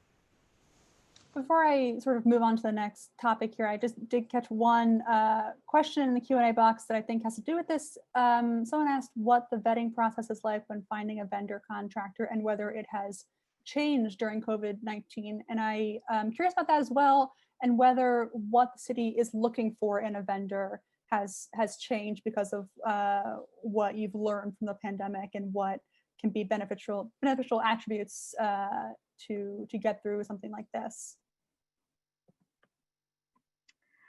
I mean, I would say early on in the process, literally days within our first emergency procurement, we sat down with Mox and the law department and other sort of city entities, and we said, all right, we want to be able to, as much as possible, mimic the existing vetting process that we already have, but figure out a way to accelerate it. And so typically there is what we refer to as a VNC, or a vendor name check, that's done with the Department of Investigations, DOI. We got them to commit to a 24-hour turnaround.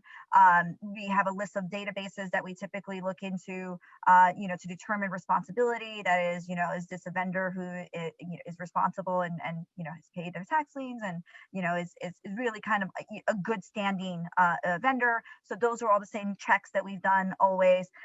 But then you also heard me talk a little bit before about sort of checking in with the subject matter experts. And that's an important piece of the vetting process as well. So it's not just that you're a good standing vendor and that you've had a long history, doing business. It's that what you are providing meets the city's needs. And meets the basic health standards. We're not going to put something in someone's hands that's not going to sort of meet those standards. And so that vetting process existed as well, where we would check in with either the Department of Health or Health and Hospitals, and then later we actually the City of New York hired a consultant to help with this as well, just because there was so much going on at the same time. But we did do that vetting process as well. So there are sort of multiple sort of checkpoints of vetting that happen. But for the most part, we followed a lot of what we had, in a standard procurement process, just figured out how to accelerate that so that we weren't slowing things down. I would say that the centralized procurement and Mersida shop expands, the more we're able to fast track our own purchases off of those contracts, so that we don't have 40 plus city agencies going through the same process with the same vendors, or they're looking for their own vendors and having to do those, to repeat those processes. So it's an exponential impact. And my sense is that the system didn't really change in any substantive way during the early stage of the pandemic. I do think that, not because of COVID, but perhaps because of other things, including the reaction to the murder of George Floyd and other issues. I think going forward, we are going to see, probably not very soon, but ultimately, there's going to have to be a change in the city's perception of what is an acceptable vendor and what is not, and what is, frankly, an acceptable manager within the meaning of, as that term's used in the passport system. What kinds of backgrounds, what kinds of problems that individuals have faced are make that vendor unacceptable and what kind of things don't. Right now, I think that the system has been too tough, and there's a reason why it was tough. It has to do with things that happened back in the late 80s and how the system developed. And I think it needs to be completely reviewed in that regard. And I suspect it will be, because otherwise I think people will just get too angry. One of the challenges that is obvious to everyone paying attention here is, the huge budget deficit and the fact that city agencies are going to be asked to do, more with a lot less. What does that mean for the procurement system, and how can city agencies and vendors as well sort of prepare for that reality? Whoever wants to jump in there. I mean, budget deficits sadly are we're no stranger to them, although this may be unprecedented. One thing that I think would not be a surprise outside of the human services is the possibility of more short-term contracts, because we're so unable to commit to multi-year procurements. So where we might have wanted to do a 3-year contract, we might do a series of shorter ones as our budget situation becomes clearer. But generally, we're going to look for, as you say, more with less or less of it. But there are many, I know at ACS, certainly much of what we purchase isn't discretionary. We have to do it because we're talking about the safety of the children in our care. So we may have less services that are less enriched. We may stretch supplies longer, although not illegally, but longer, but other things like that I think, as I say, we've done before. I think in the next 5 years, we're going to see some massive changes, frankly, whether we like them or not. And they'll be different depending on the procurement sector. So I think construction, usually when there is an economic downturn, the construction industry shifts from the private side to the public side, and there's going to be a large increase in the number of construction contractors seeking city and state business. So that's going to, I think, put new pressures on the city and state in that area. I think as we shift into the, we kind of welcome virtual work, we're going to see a massive increase in procurement on the IT side by the city. I think a lot of things are going to affect the social services area. I think the budget deficits are going to be crushing. I think we should also be watching, there was a Supreme Court case just argued. This was, I believe, Justice Barrett's first day on the court on November 4th, involving Philadelphia's foster care contracts. And I think that decision could end up shifting the way the city purchases those social services and other social services, and possibly other kinds of things as well. And so that may mesh with the budget deficits in interesting ways. I would just add, to go back on real quick, and then I'll answer where we're at today, on the vetting. I would agree for CDW, we're accountable for vetting IT suppliers. We're contractually held to MWBE spend, but we hold ourselves beyond that to utilization and participation. So not just with one supplier or two, right, to meet the goal. It's about utilization. And the one thing I would just add before I answer current platform is that there has to be value creation in the partnership, I believe, more than transactional for any supplier that any agency or customer client of CDW, right, will engage in, that the value is beyond transactional, that there's relationship, there's a multiplier effect, and ability to scale, is, I think, critical to long-term. I would say for today, what could change, or what is changing, is I think as we're going to stay more virtual and embrace work from home, I think that this digitized economy is going to be an equalizer almost. So as we're on the other end experiencing our customers' budget constraints, budget changes, listening and being an active advisor. But I do think that this will equalize the playing field because, right, if you think about it before, you could have, right, giant tech company and MWBE, maybe a small business, both come in and meet or do all these meetings. Now we just all Zoom in. We get the same Zoom link and it's an equalizer. It is really going to level the playing field on value, on creation, on innovation, and cost savings. So I think it's going to be a game changer for the ecosystem, for the MWBE community and small business. Any final thoughts on that? I was going to add, I kind of said this earlier, at the end of the day, we still have to look for operational agencies, and so we'll need to have their back. And we'll still go to parks, and roads will still need to be paved, and we will still be giving these large procurement. I think it's a matter of, how much the community sort of steps up and says, hey, you guys do it differently. You're cost-effective options, you're a more sustainable option, and maybe we'll see a shift here. Trying money, we're going to have to think about how much we can make it stretch, and so that we got,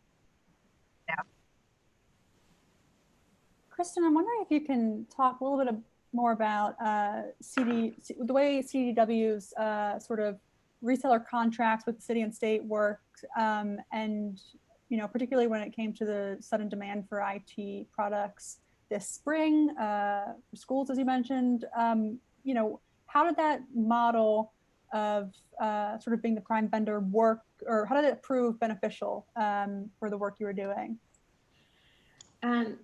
It's a phenomenal question, and I think one that there's a lot of perspective on. So, what I would share is, being the contract holder to the goods requirements for the city of New York in IT procurement is one, like I said, of great responsibility. And so there is no doubt that the supply chain was put to the pressure test. Whether you were CDW or you're an MWBE, the supply chain was absolutely put to the pressure test. But the great thing about the contract that New York City has really led around the country, there are not a lot of contracts like this. And so New York City is always impressive because they lead, don't follow. And why complicated? Yes, always leading. And what's unique and beneficial about this is we take on the responsibility for the city to enable MWBE spend. So to date, CDW has exceeded $100 million with the New York City MWBE community through the contract. So, the model would be, as we are, placing orders or getting orders from agencies, that there is a requirement, a goal, sometimes even aspirational, to include an MWBE. So CDW, we're not small, not disadvantaged, and not diverse, right? So we can't claim or meet that requirement on our own. So we do bring an MWBE with us that meets all the requirements that Rachel listed. And so what that does is free up the agencies to get to the work that they need to do, instead of vetting, instead of working on access to capital, making sure the certification is there. We take all that on as the prime to ensure that the supply chain is ready to serve. We're collaborating, not competing against the MWBE community in New York City, but the contract is truly designed to collaborate and to ensure we're tackling issues or removing hurdles together. And with the responsibility that we have, that direct spend, you have to really think about it like this. We can't spend our way to equality, and we can't spend our way to justice. There is a lot of hope in that of let's spend more, let's include more MWBE, and we absolutely do need to do that. But I think you have to take a step back, and what is that spend actually going to do? That's what we need to be measuring, right? So if we think about if we can invest in an MWBE in New York City, have them in CDW supply chain, working side by side, we're getting mentoring, coaching, we're serving the city, end user, getting everything they need, at the cost and value and security they expect. but then also that MWBE, that entrepreneur, is growing their business so that they can add headcount, and thus we're creating jobs. So I think all of us can probably sit here and say how important it is for our job. I know with my job at CDW, I have access to healthcare, and I know with my job, I can probably send my 2 daughters to higher education. Remove that, I might not have access. So thus then, the inclusion of small business, MWBEs, creates opportunity for headcount, which creates more people access to healthcare and creates more access to people to higher education. And so that is the ultimate value, I think, of having a supplier diversity, business diversity requirement, goal, aspiration. And now I think it's just a priority. Is that something, I'm curious to hear from the rest of you, is that something that can be more sort of a model that can be more widely applied? Is it already applied? Can it be applied to something like social services? What are sort of the pros and cons of that in other areas beyond just IT, for example? There's, in my experience, there's a historic kind of push and pull between centralization of contractors and diversification of contractors. There are pluses and minuses to each. I think, Kristen's description of the hub contractor, because that's essentially what they are, right? There's the city contracts with one vendor, and then that vendor subcontracts out to many. If the hub contractors take their role seriously, and so, like, for example, when Kristen's talking about CDW focused on bringing in the MWBEs, bringing in the smaller businesses, if they do that, it can work really well. When they don't, I think there is greater criticism of the model. But you see it shows up in social services, goods, and services as well. Any other thoughts on that model? I know that it has been used in other contexts, not just the reseller model for goods, which we use not only for IT, but for a whole range of other goods, products. On the service side, some agencies have experimented with contracting with a master contractor, sort of an organization that then subcontracts for a whole portfolio of services. Pluses and minuses. The subcontracts are not subject to the city's rigorous procurement process, including all of the, access to all of those vendor integrity checks that Mersida was describing. On the other hand, it's a lot faster. So I think it is something that we should continue to explore, but with our eyes wide open. A couple of you mentioned sort of some of the innovations that were found through the challenges that the pandemic posed, a couple of sort of case studies of that. I'm curious, post-COVID, moving forward, what are sort of the lessons learned that can be used to improve the procurement system in New York? I think, Claude, you mentioned one was Spiro Wave ventilator. Mersida, you talked about, just sort of the example of small textile businesses stepping up and making masks as ways that people sort of made this difficult situation work. What sort of more broadly can we think about moving forward to improve the system going forward?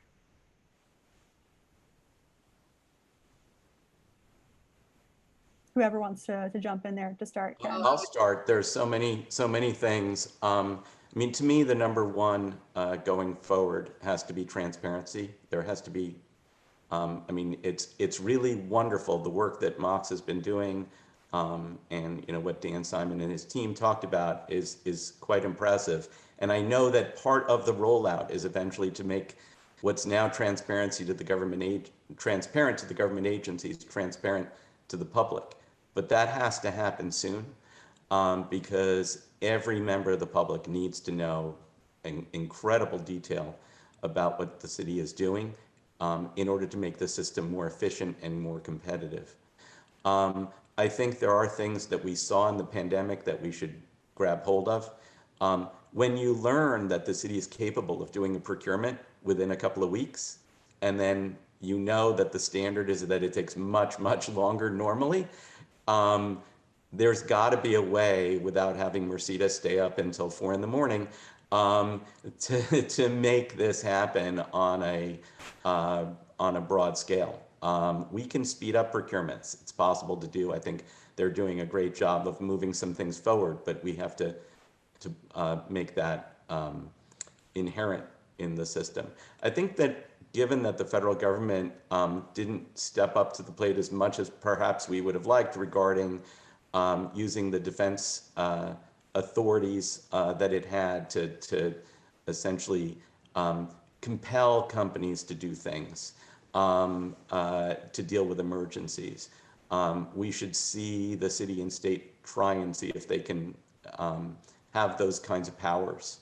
And then overall, I think what we need to do is stop viewing our current situation as an emergency, because it's now the new normal, and shift to an understanding that this is the way it's going to be for at least a really long time, and start to move away from emergency procurements as much as possible. You know, I would say that we're, as someone said before, we keep moving into different phases of what you could call the new normal, but obviously extreme urgent conditions. So it may be, and it looks like we are heading for, we're already in a very, very bleak time. But even when we come out on the other side, it's not going to be abrupt. And we should be, and we are starting to plan for things like coming back to the office. What does that look like? What offices look like? What kind of technology do we need to ensure that employees can come in each day safely? And there are so many business opportunities in that, and we are anticipating them already. We need to be anticipating them at a citywide level and looking for the efficiencies that we have achieved through the citywide procurements, through PPE, for the next phase.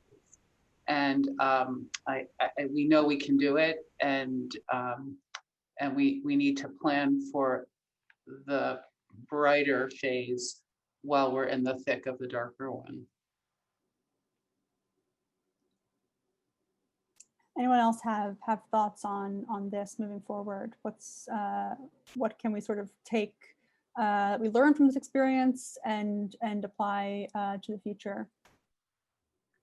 I would just add what I continue to be impressed with when I hear of all the case studies, or the now companies that are doing cleaning supplies, or now doing sanitizer, or right, the motors, ventilators. You know, that is because there was an investment in R&D before this, because they had opportunities to dream of what's possible. So it wasn't this huge shift. They were able to do that quite quickly because there is belief in that. So I think, you know, I sometimes reflect on it. Gosh, if we're going to have self-driving cars, that just didn't start yesterday or last year. Someone in R&D, an innovator, a small business entrepreneur, maybe 10 years ago has been working on what that microchip will look like, so that we're ready to go. So those things that feel like happened overnight, perhaps they did in theory to end user, but R&D allows for that dreaming to happen. And so that's why we just can never ignore that ecosystem of entrepreneurship, of small businesses, because that's where most of the future, you know, has led us to date. I would add, you know, just to echo Claude, I think what Mox is doing with Passport, I think you will see a huge amount of savings as far as like time and transparency overall. And I think that, you know, as Passport continues to sort of grow, that will only get better. And, you know, as far as like biggest lesson learned, I know there's a lot of MWEs on here, but I think for me, being in procurement for as long as I've been, really being kind of removed from the supply chain process, really, you know, relying on the vendors to do that, having to step both feet in, I realized how disadvantaged a lot of our small businesses are, because they don't have the capital to really be at the head of the manufacturing queue like everybody else, or to offer, you know, to the city of New York mass for 40 cents versus the dollar that they're paying because they can't work with countries. And I think that is for us the biggest lesson learned. And I think I'd be curious to sort of see how that evolves over the next couple of years and how it really helps to develop the capacity of businesses to perform well in sort of the good, because they're completely disadvantaged from a supply chain perspective. Yeah, and I think it's going to be a real challenge for the city to pull that off, because their budget is going to be crunched. And doing business with the city is not for the faint of heart. It's if you're on the social services side, you're probably going to be working for quite a while without seeing any money. And there are all sorts of problems with trying to sell to the city about how long it takes and things like that. And it can be done. I think that the folks who manage it do well. But it requires real understanding of what the risks are. And I think those challenges are going to get greater for the city going forward. I think that there are a lot of things that are looking good.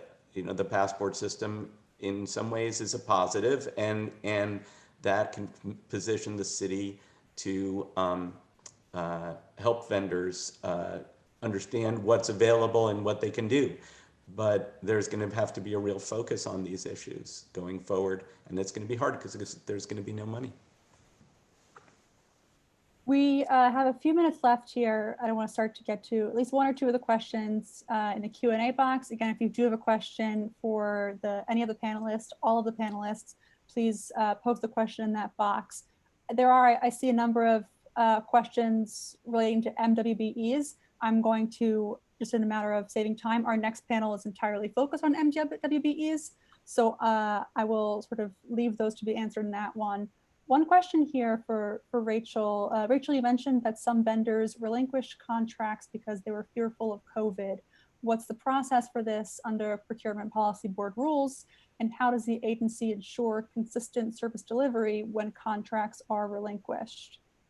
Well, we were really lucky that we had another MWBE contractor with an overlapping scope of work who was able to pick up the work, because it was actually food delivery to our pre-placement facility for children. And really, there's no allowance for even a day gap of services. And in fact, the vendor did return a few months later. The vendor had a number of employees, small company, small business. The number of employees had become infected and quite ill. And so we were understanding. We suspended operations and payment and then resumed them some months later. I'm glad to say that's rare. We don't have to do that frequently. But I assume you'll be distributing contact information later. I see some people have put it in the chat box, but I am always happy to speak with vendors, and I really appreciate Claude's candor and or straightforwardness, because even though my office is responsible for facilitating contracts, there's so much of this process that over which I feel I have limited control. But so I really do want vendors to understand upfront what they're getting themselves into. The market is massive, so it's really worth it. If you're an MWBE, there are, in particular, there are resources. There are several loan funds, and we will be happy to put you in touch with the people who manage those. If you're a human services provider, there are cash flow support resources that we also work with, and we push our colleagues as much as we can to accelerate your contracts. But it is a lengthy process, because it's designed for to ensure that we're contracting with vendors who have clean business backgrounds and integrity, and who will provide the services we're buying. Thank you. Yeah, I see Ralph popping in here, which means it's almost time up for us. I want to thank all of you, our panelists, for joining today and and speaking frankly to our audience about sort of what lies ahead and what vendors can do to be competitive. Thank you all again. I know you're busy. With that, I will pass it off to Ralph. Thanks, Annie. And I also want to extend my thanks to our panelists. And we very much appreciate the spirited discussion. Also, once again, I want to extend my appreciation to our sponsors, T-Mobile, CDW, Kostelanetz and Fink, Laborers Local 1010, LECET, and Leverage Assessments. Which brings me to our next panel, Best Practices for Procurement and Wbes and Small Businesses. This segment, this panel is being moderated by Kyana Beckles, the CEO of Leverage Assessments. Take it away. Thank you. Hey, Ralph, thanks for the introduction. Can you hear me okay? We hear you fine. All right, awesome. I missed my Uber driver. I was trying to order my lunch, but you gotta get your own lunch for these virtual conferences. I'm gonna go ahead. Are all the panelists here? I can't see everybody. Oh, okay. All right, I see some folks entering. I'm gonna read this message from my teleprompter and then we'll go ahead and get started. So we are thankful for these types of platforms, which can keep us safe during a pandemic, right? We must acknowledge the thousands of workers out there who keep our city moving. Many of those workers are from the Black and Hispanic communities. I'd like to take a moment to honor those workers, along with the hundreds of thousands of Americans who have died from COVID in our country. So let's take a 30-second pause.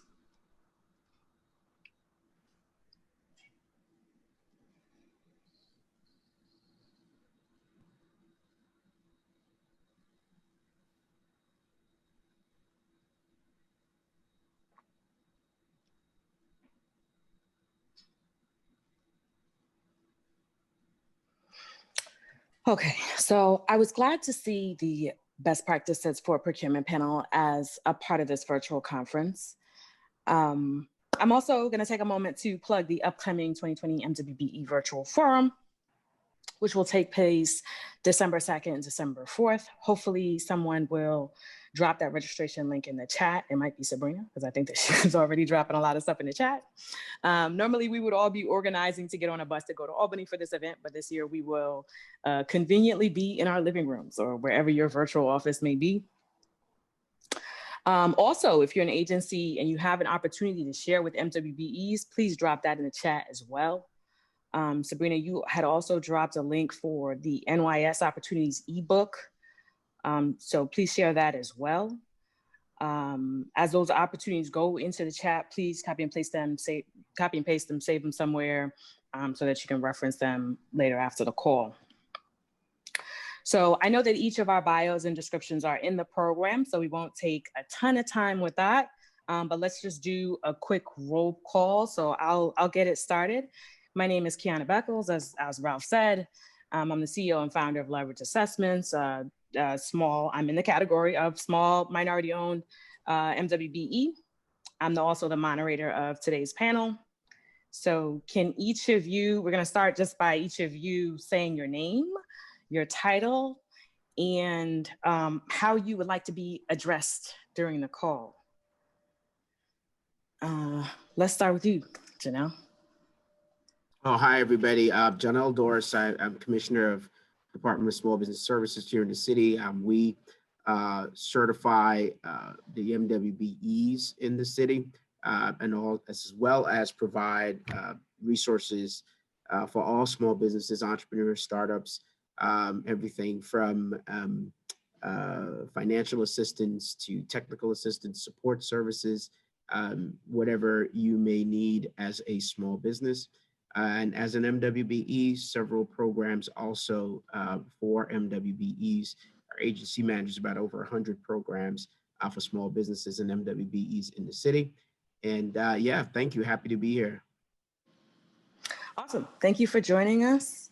Senator Sanders is in the house. Can you go ahead and put your video on?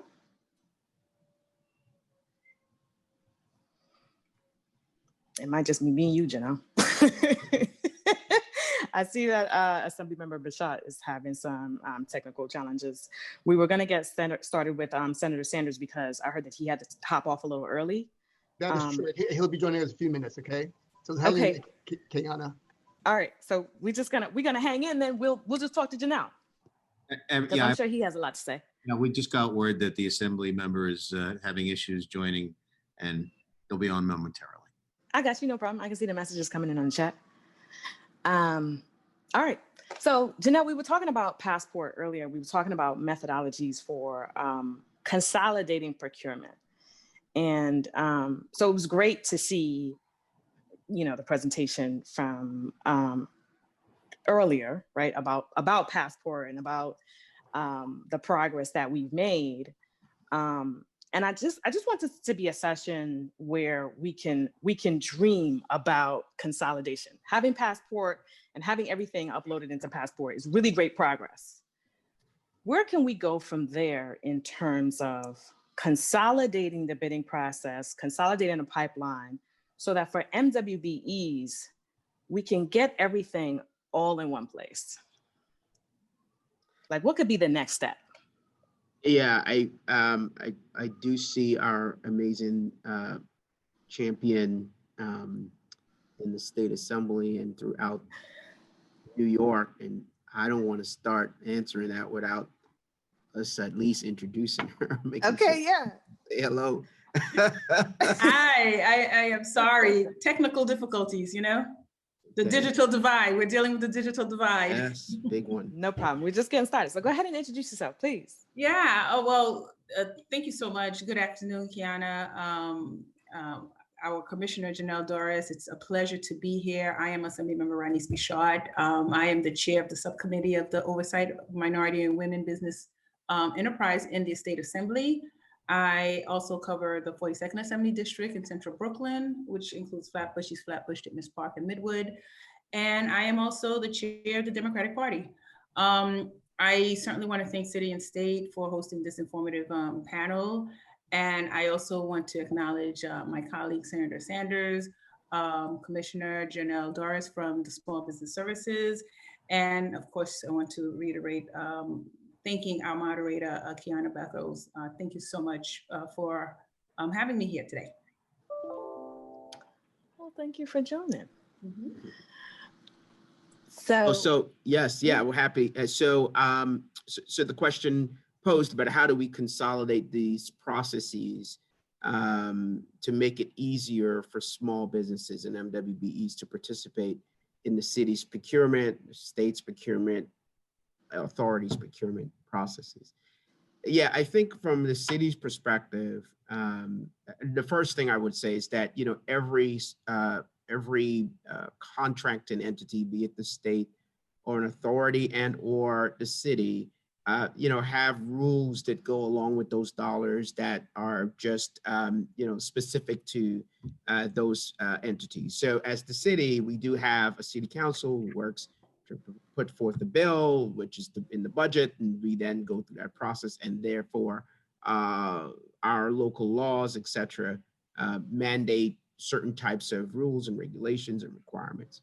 But I would say that Passport is a tremendous move forward for us, right? It does consolidate not only the sourcing process to get products into the city, but also the procurement process in order how we get those products and services. And so for us, that is a huge step forward. And all the city agencies are on there, with the exception of our authorities.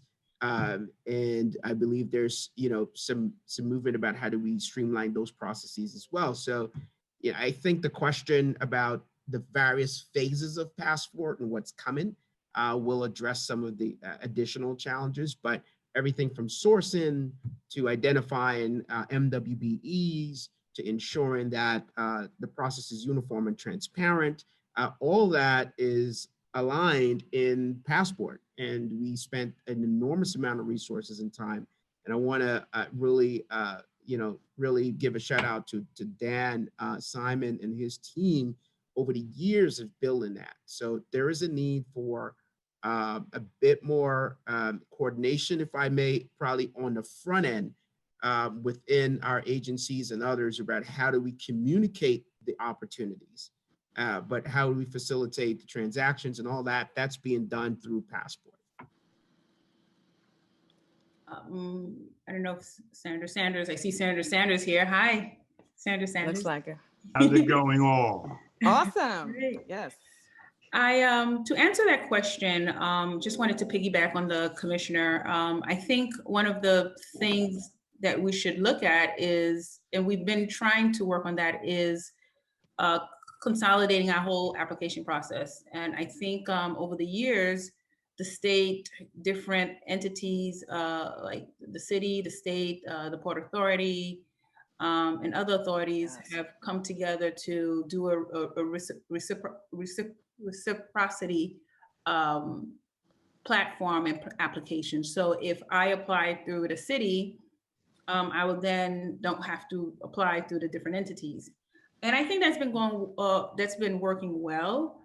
However, one of the reasons why there may be a hiccup is because the requirements for the city MWBE program may differ a little bit for the requirements in the state. For example, personal net worth. The personal net worth was completely eliminated in the city.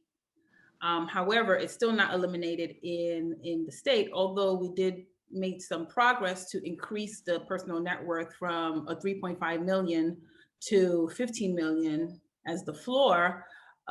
We still have to look at the requirements that the state need in terms of assessing whether a company has exceeded a personal net worth.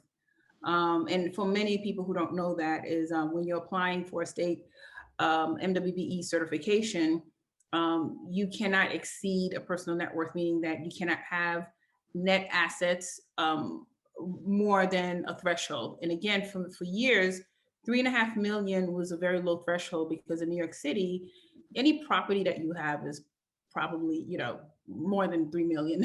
It's very high. It's a very high cost of living, and especially when you're in a construction industry that requires a lot of capital, you would need assets. You just need that asset, which will be more than the 3.5 million.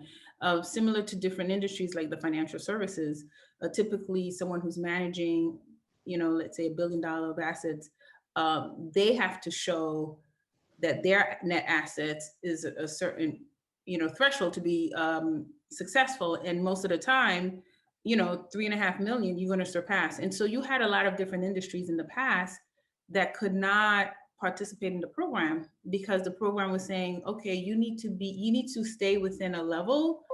You can't be successful if you want to be in this game. So those are some of the things that are changing. The commissioner mentioned also the platform. It would be helpful if all of the different entities in the tri-state area would use a similar platform. That way it'll be easier to do reciprocal work or reciprocal applications. And the commissioner can tell you that we have expanded our geographical boundaries beyond the city in order for you to be an eligible MWBE, like New Jersey, right, Commissioner? People who live in New Jersey in a certain region like Bergen County are eligible. I think some people in Connecticut are eligible.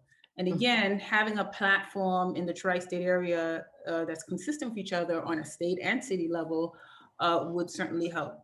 Another thing is that Commissioner Doris would come up to Albany a lot to help us pass laws that would help the state and city be in sync.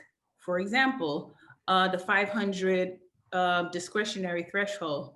For some time, New York State had MTA at like a 400,000 threshold. What does that mean? That means that if I am an MWBE, there are certain contracts I don't have to necessarily bid. So it is up to the agency to pick and choose a qualified MWBE that don't have to undergo a competitive process.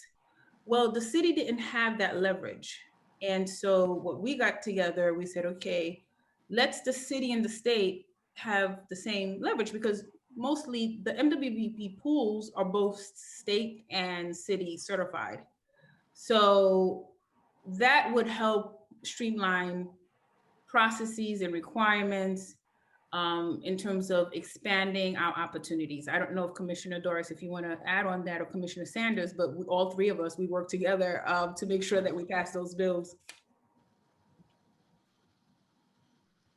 I don't know if the senator wants to go, but I can certainly say from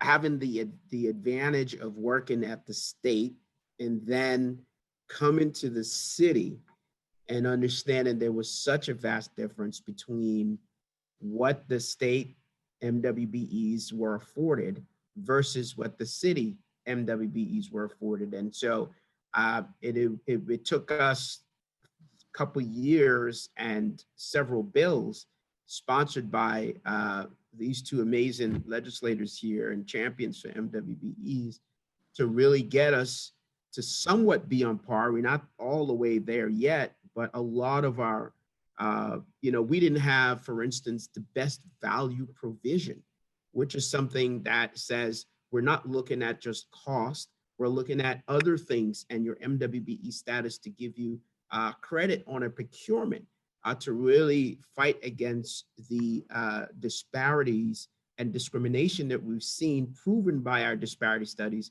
within city procurement.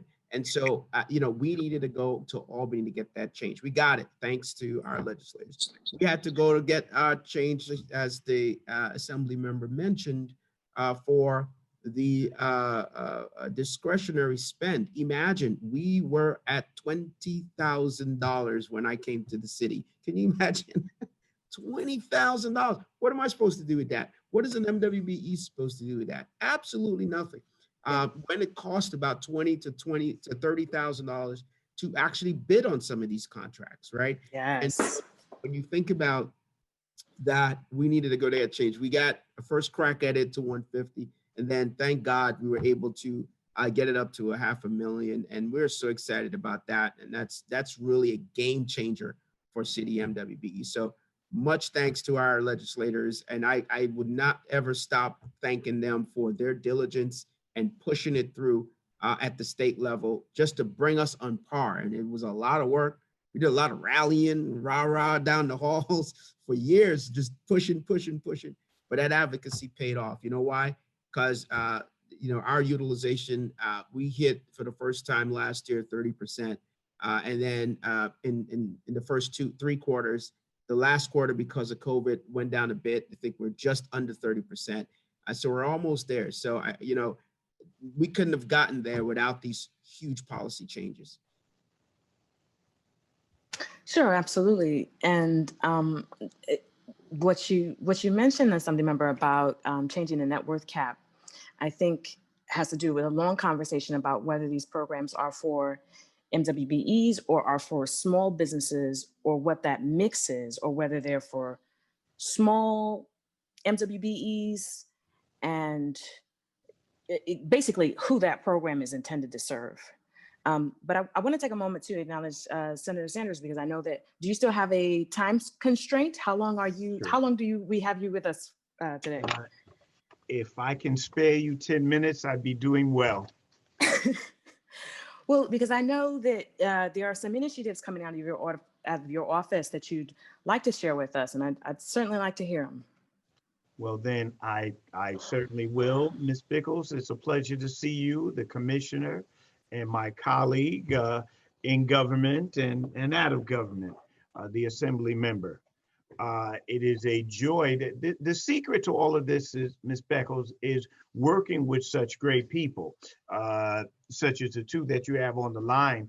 It makes my job easy. They put it all together and then just say, can you run it across the finish line? And that's easy enough. As the chair of the Senate Task Force on MWBE, I did a round table on September the 16th with MWBEs from around the state. You may remember that, Ms. Beckles. And we had a common complaint that among the things that we heard was a common complaint that the MWBEs were saying they were having difficulties finding where the contracting opportunities were, navigating the same story that you guys were just talking about, navigating the multiple agencies' websites to learn of contract opportunities, and wishing there was a centralized site in New York City and New York State for MWBEs to get access, and then getting the actual contracts to establish a track record with the agency or to build up your work experience. As a result of this roundtable rather, several pieces of legislation were drafted and are introduced in the state Senate. But here's one bill that deals with the procurement process and the utilization plan. This bill requires contractors to do three following things. The contractor must submit a utilization plan at the time they submit their quotes to the agencies. This will cut down on phantom MWBEs that we've been hearing. The agency will contract the MWBE and the MBE and the WBE to inform them that they were listed on a UP, utilization plan. And then it will outline the specific time for the contractors to execute a subcontract agreement and provide work assignments to the MBE and the WEBs, usually 30 days after the contract award. And finally, when the contractors make their first payments, it says when the contractors will make their first payment to the MWBEs, and that's 10 days after receiving the first payment from the agencies.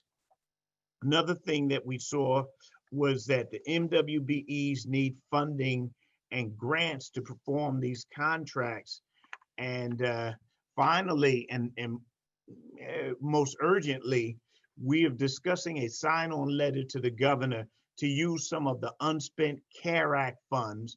Around $2 billion are left. And the CARE Act allows for grants to small business, grants. And we want the governor to move on that and send out grants to these small business, not loans. We're already over capped. We need grants right around now. The money is there. The governor needs to do it.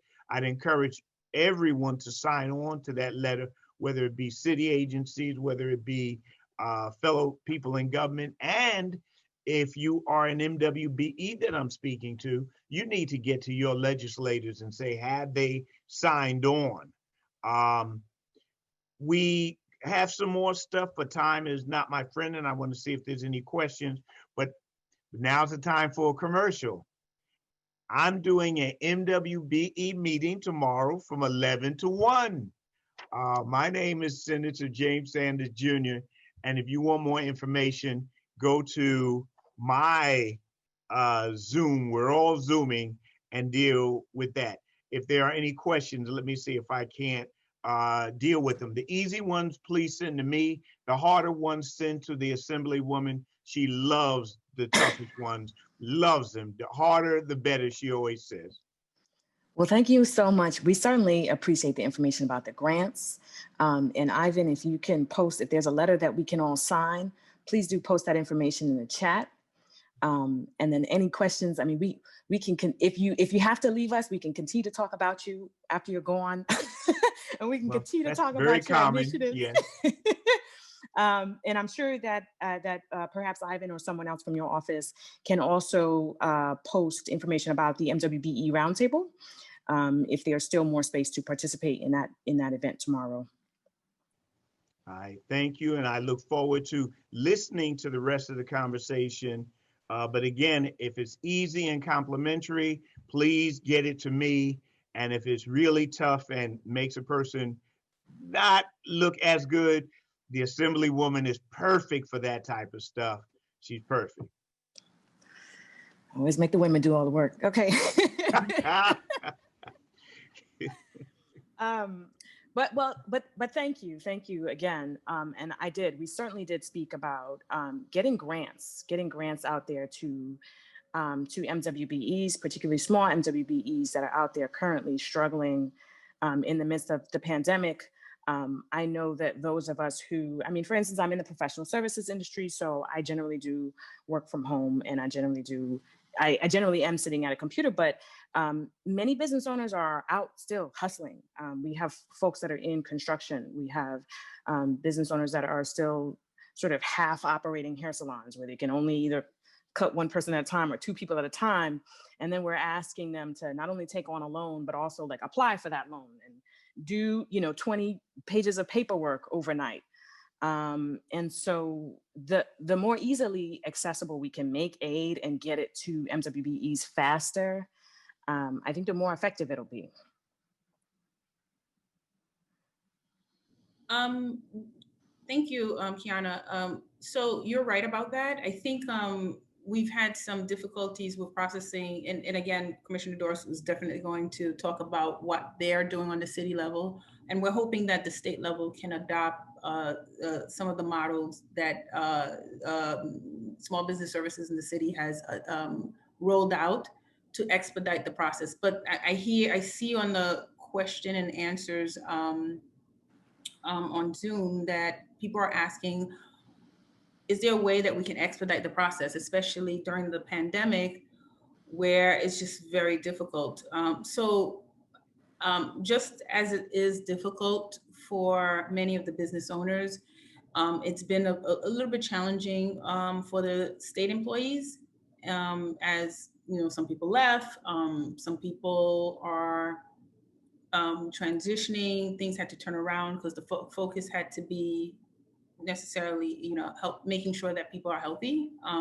So Governor Cuomo had everyone almost like change their titles to be pandemic chiefs, which because the health was, the priority. And now in doing so, they're working diligently to look at these applications. And that's why we urge people to make sure when they're filling out the application, they fill out all boxes meaning they want to be state certified, city certified, Port Authority certified, things like that, because while one entity is still kind of pending, you could be certified for another entity. And I certainly want Commissioner Doris to kind of expand a little bit on what the city is doing. They're typically a little bit faster in terms of approving the applications, typically like up to 3 months. And they've rolled out a process where they can certainly continue that effort during the pandemic. And then they can also tell you the milestones, because the city had a milestone of certifying a number of businesses, and they actually overexceeded. And that has a lot to do with the platform that they rolled out, as well as partners that were placed in each of our communities who help with the certification process, looking at the application. So you don't have to travel all the way to Manhattan to a building, an agency where you have to wait. You would have these actual partnerships in your community who can actually help you. I know specifically in my community, I've been working a lot with the Haitian American Business Network. So for many of you who are looking, Haitian American Business Network, Chamber of Commerce, whenever people call my office, we send them to them, and then he would have a Zoom for the people in the community. You don't necessarily have to be people in the community, and then he kind of walks you through the process, and then monitor, how fast these people can get certified. But that's a partnership that the city has put in place with our communities, especially communities that, again, are suffering with the digital divide. Some of these people cannot process their applications because they don't have the necessary software applications. They cannot PDF things. They can't fax things. Electronic signatures may not be as easy for a lot of these members in our communities. So there's things that, it's just been difficult. And the pandemic has obviously revealed how much more difficult it is for minority communities in particular to continue application process, and it has a lot to do with digital divide. Even having access, having a cable company installing fiber or cable in our community is a problem. So that has been a hamper in many of the minority businesses. But certainly, Commissioner Doris, please speak. Yeah, absolutely. Thank you, Assembly Member. And I think you covered so much of what we were doing here at the city, understanding first and foremost that the user experience was very important. As a small business, when you engage with government, we want to make sure that that experience is one that is both fruitful, but also, efficient, because you are a small business. You do not have time to waste. Every minute has to count. And so several things we've done with the certification process, we made sure that, we brought in earlier on, about a couple of years ago, a human-centered sort of design firm to really look at our certification process and the end user component of it and figure out, like, is this making sense, right? Is it from the beginning to the end? What is the experience? And then we sort of tailored that. We reduced it by 30%, the number of pages to the application. We also took away some things that were unnecessary, for the application. We created a sole proprietorship application where, some of our MWBEs at the time, particularly as consultants and so forth, were individuals essentially just working, right, as a business owner, not having a bunch of employees, but maybe some 1099s when necessary. And so we made it so that you can actually certify as a sole proprietor. We also shrunk the time it took. My assemblyman member said 3 months. It's really 8 weeks. You can, between 6 and 8 weeks, so that's 2 months, that you can get certified with the city. And that's a huge difference, right? That's such a big deal for us. And then, yes, we then, once you're certified with us, we can expedite your application, if I may, with the state and other entities where we have this reciprocity, where we can actually work with each other. So look, we did that in order to make sure that we really get to the targeted end result, which is making this a bit more user-friendly. And we've seen it during the pandemic. We had a spike in certifications, more than we had in other quarters, which is amazing. We back in 2016, the mayor set a goal. We had 4,500 certified firms in the city to make it 9,000 firms in a few years, and we were able to do that. And then we're over 10,000 and 700 firms in the city. And so, because of our concerted effort, we put the resources in. We sort of redesigned the whole platform itself. If you were certified before and you went through the certification process now, the application is all online and it's totally different than it was before, that experience. And so we put a lot into this, spent a lot of resources. We have teams who are certification teams and analysts who are working diligently with businesses to make sure that they're able to get on. Even during the pandemic, like I said, we had the greatest number increase in our certification during the pandemic. I think also not because our processes were so great, but businesses were also looking for alternative means of income and revenue. And government really was one of the options that now small businesses and MWBs are looking to engage. Absolutely. And I'm glad, first of all, I'm glad that the certification process is streamlined. For those of you who have attempted the MWBE certification process a couple of years ago, you know that there were reams and reams of paperwork. Thankfully, I had a savior at Harlem Business Alliance who helped me with mine a couple of years ago. I'm not sure if that I would not have been able to navigate it without her. I think I just can say that for sure. I think that one of the things also that we see is that, part of the silver lining of the pandemic is that it forces all of us to work in one platform, and it's this digital platform. As someone mentioned earlier, it kind of does, it does sort of level the playing field, because you don't have to come in and submit paperwork physically. You don't have to travel, it makes you more efficient.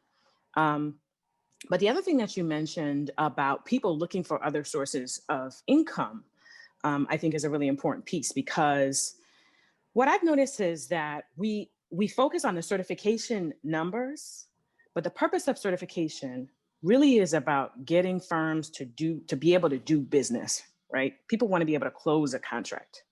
And so I think that we need to start really measuring the effectiveness of the certification programs, perhaps, by also measuring how many contracts those companies are closing, right? Because that's the overall goal. And what are some of the ways, whether it's about having, I know that we just have a plethora of agencies. Is there one agency that could just follow MWB entities from certification to icebreaker to contract close throughout the full end-to-end life cycle of business development? Is that too much to ask, or is that sort of a pie in the sky dream, or is that something that we're already working towards? Well, I would say that, I'm sorry, Assembly Member. Proceed. Thank you. So, I think that's a very interesting idea. I think from our perspective as SBS, what we do, certainly we certify firms. We know sort of where they are in a certification lifespan, right, of 5 years. We also understand if they engage in our services. And by the way, I want to say, before I became, of course, Commissioner of SBS, I was Senior Advisor at MWBE and Director of the Mayor's Office of MWBE in the city. And one of the things I've always said about SBS, which I love so much, with my former colleague and Commissioner Bichotte did so well, is that the services that the agency provides, okay, 65% of the folks who win contracts with the city actually took one of those services. That's 2/3. That's a big number. That is not normal. Normally it's in the 30% and 20% of any entity. So if you utilize our services as SBS, services are geared to help you get contracts.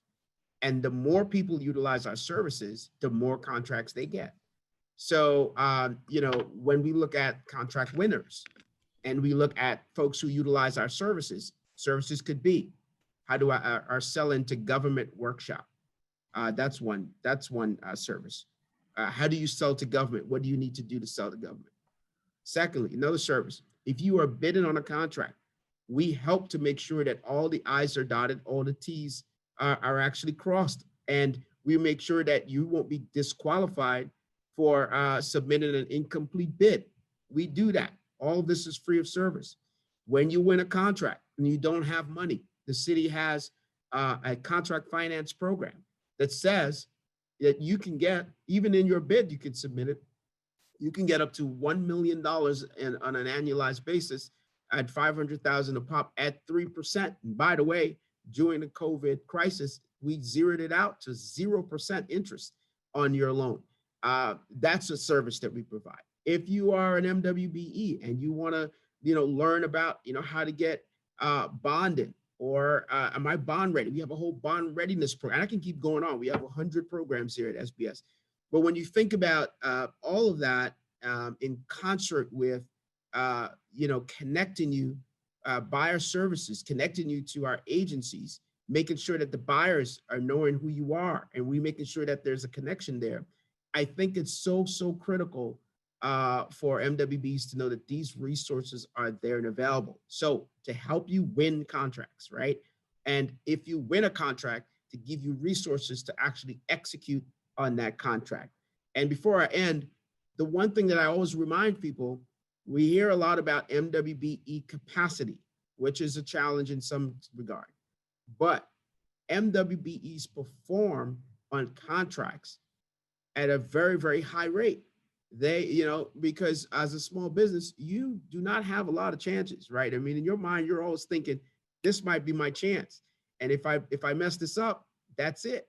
So a lot of our small businesses are very, very, attentive, and they are very much paying attention to executing. We have a very, very, I think it's less than 1% default rate on contracts. And it's because they can do it. The city has done $17 billion since 2015 with MWBEs. Think about that, with a next to 1%, 0%, 1 to 0% default rate. That means we can do the work. And so we've got to get over that myth, and we have to continue to change the processes and make it easier for MWBEs to compete. That sounds good. And I missed a little bit of what you said because I had to switch devices really quickly, but it sounds like SBS is a one-stop shop for not only certification, but a ton of other resources that you would need in order to get your certification, get your first contract, be able to close, and then get other resources like access to financing, assistance, other types of technical assistance, perhaps mentorship. Absolutely. Absolutely. We have several, again, countless number of programs, as the Assembly member mentioned before, that we are here geared for to help our small businesses and MWBEs. So absolutely. I just wanted to note that one of the really benefits of being certified also is you will be on a list if you have the particular codes that represent the industry, the business industry that you're in. The state and the city will solicit contracts to those, it's called like the NAIC codes, the national AIC codes. And basically, so for example, if I run a cleaning service and the city or the state is looking for cleaning companies, I would constantly get emails requesting to, apply for this particular contract. So I am a certified MWBE. I think it lapsed, but I have to get recertified. And really, I became certified, not necessarily to even do business with the city, but it was and this was before I was elected, it was to also see the process. It was almost like a user testing. And for a very long time, I would get emails, and I would actually forward the emails to people I know that are in that particular industry. So, that's the first step. You be certified. Then you in the network. You go to all these workshops, networking, you meet other people, you join, you partner on bids and things of that nature. You learn through other people, you learn through going and hustling. And then eventually, you'll get there. In addition to that, you kind of get to see all the resources that are available to you, is what Commissioner Doris was saying. There's mentorship programs where, you go in, and then after you finish the mentorship program, you are certified at a different level where you're eligible to do business with that particular agency. So it's really, really important to be certified.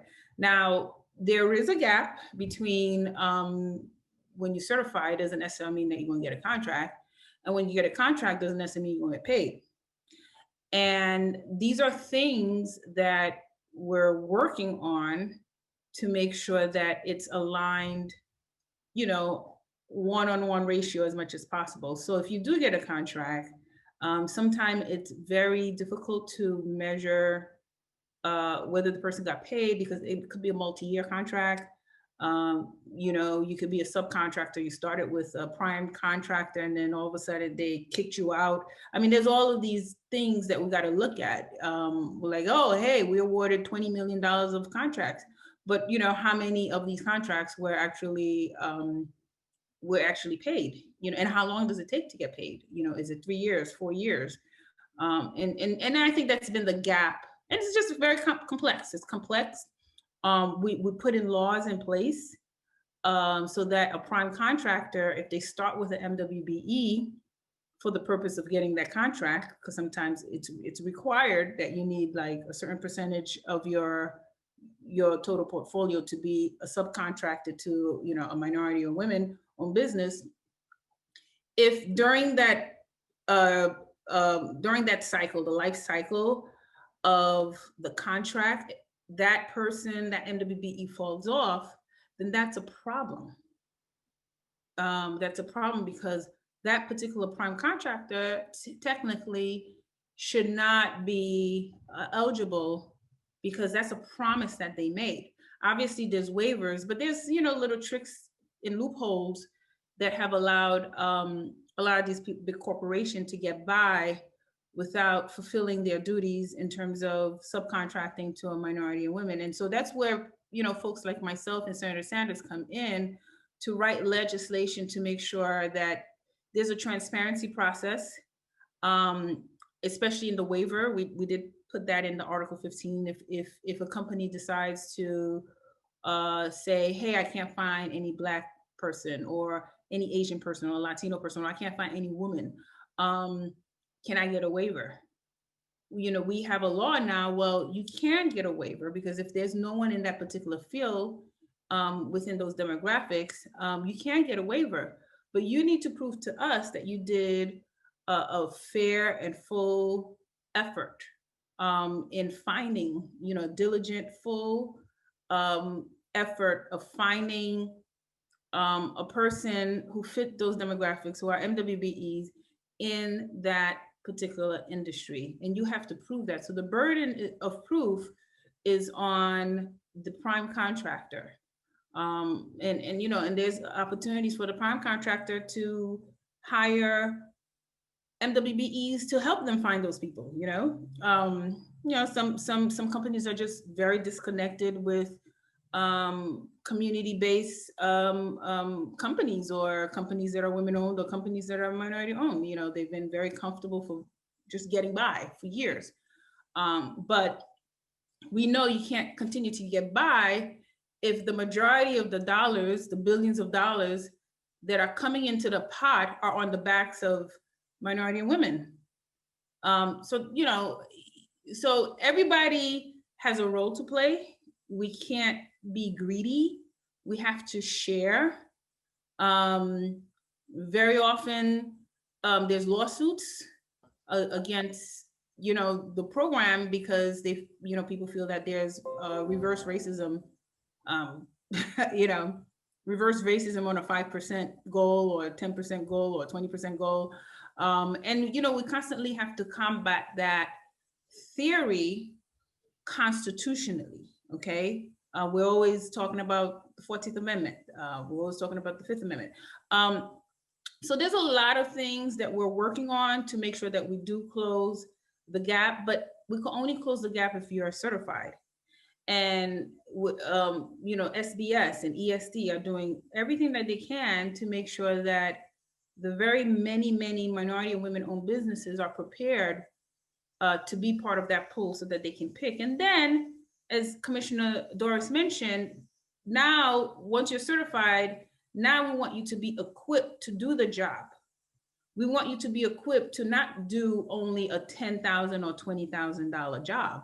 We want you to be able to do a $1 million job, okay? So we're gonna put in capacity programs. We're gonna put in opportunities where you can get access to capital, which is another big thing. So, you know, we're dealing with racism on many different levels. As you can see in the pandemic, a lot of the small businesses and a lot of the minority-owned businesses were not approved for the PPP, okay, which was the payroll protection program for small businesses, because the banks were closing the doors on these minority and small businesses.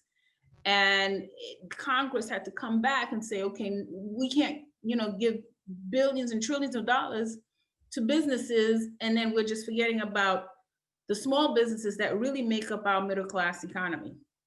So they came back and they say, okay, we are going to use alternative financial resources, like the true funds and so forth, that will, the CDFIs that will work with the community and offer these grants and programs and not be discriminatory when they're doing it. I mean, we have lots of cases on that, on discriminatory against minority-owned businesses, women-owned businesses, just because they're women, just because they're Black, Asian, or whatever.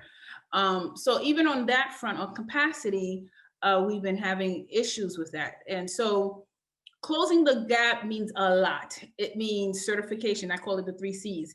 It means having capacity. It also means having capital. Okay, I went to MBA school and a marketing school, and we learned about a lot of different models and platforms, and the C's were very important.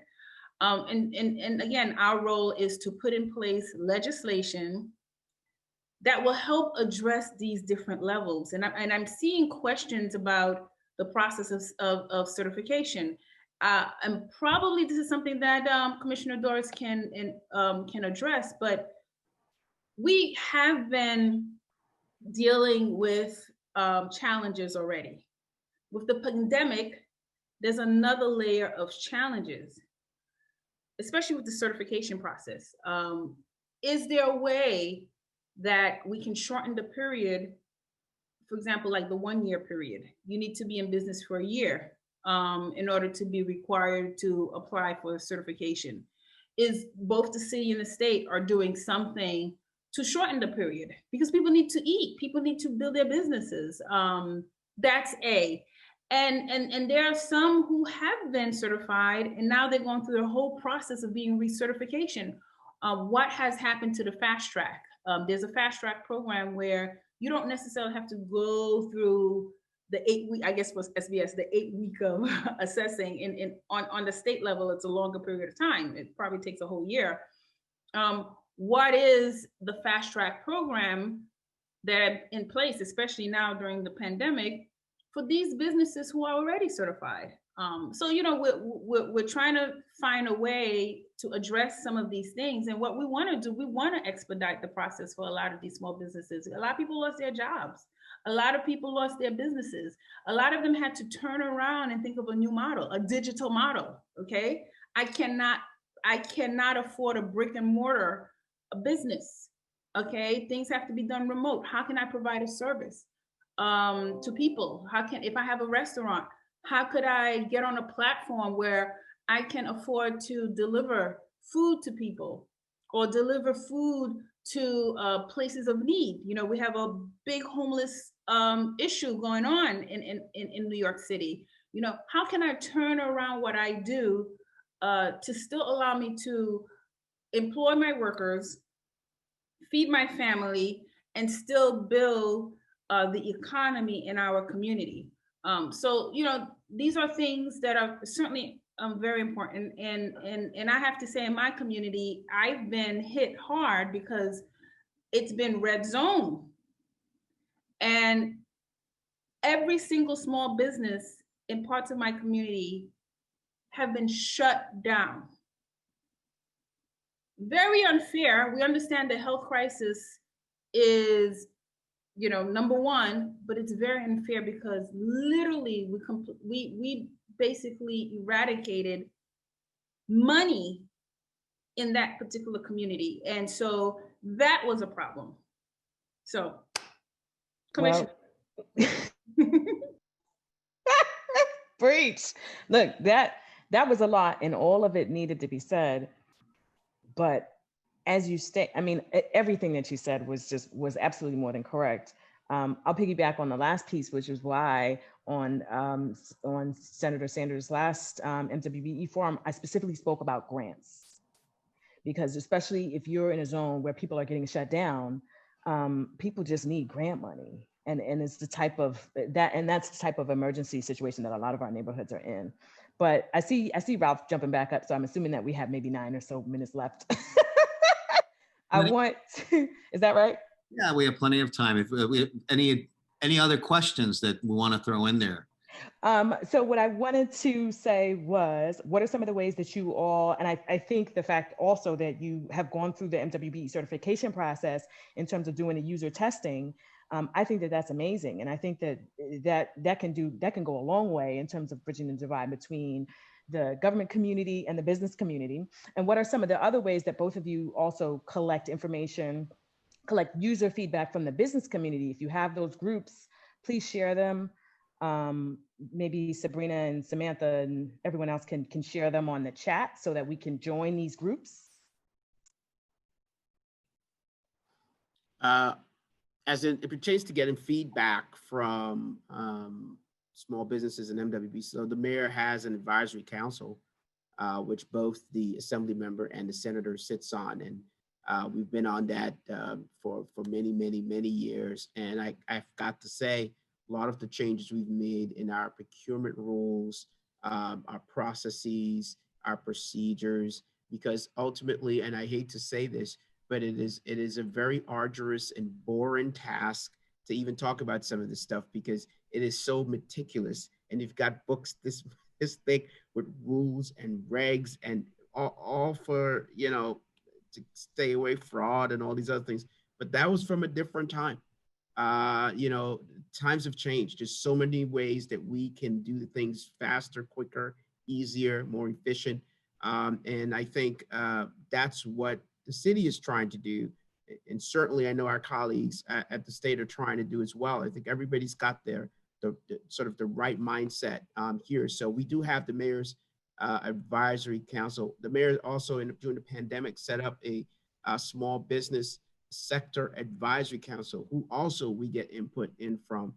We also, I know many agencies, and I know Maggie Austin, who's doing a fantastic job now at the mayor's office, Mwbe, former at DDC, which was one of our most high performing agencies. Now she's moved over to fill that role. It's just been amazing on gathering folks together for roundtables. We started that a few years back. We continued now. We're hearing directly from the community.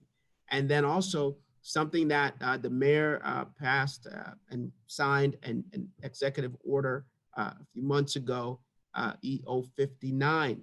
And that executive order had mandated also chief diversity officers at every single agency. And that is already also posted on our website. The city's website, the MWB Mayor's Office, MWBE website. And those individuals are your contact, your direct contact to get information and feedback into the agency itself on changes that need to be made. So we'll make sure the team puts it in the chat so everybody can go look there, but that's the way that we do get feedback.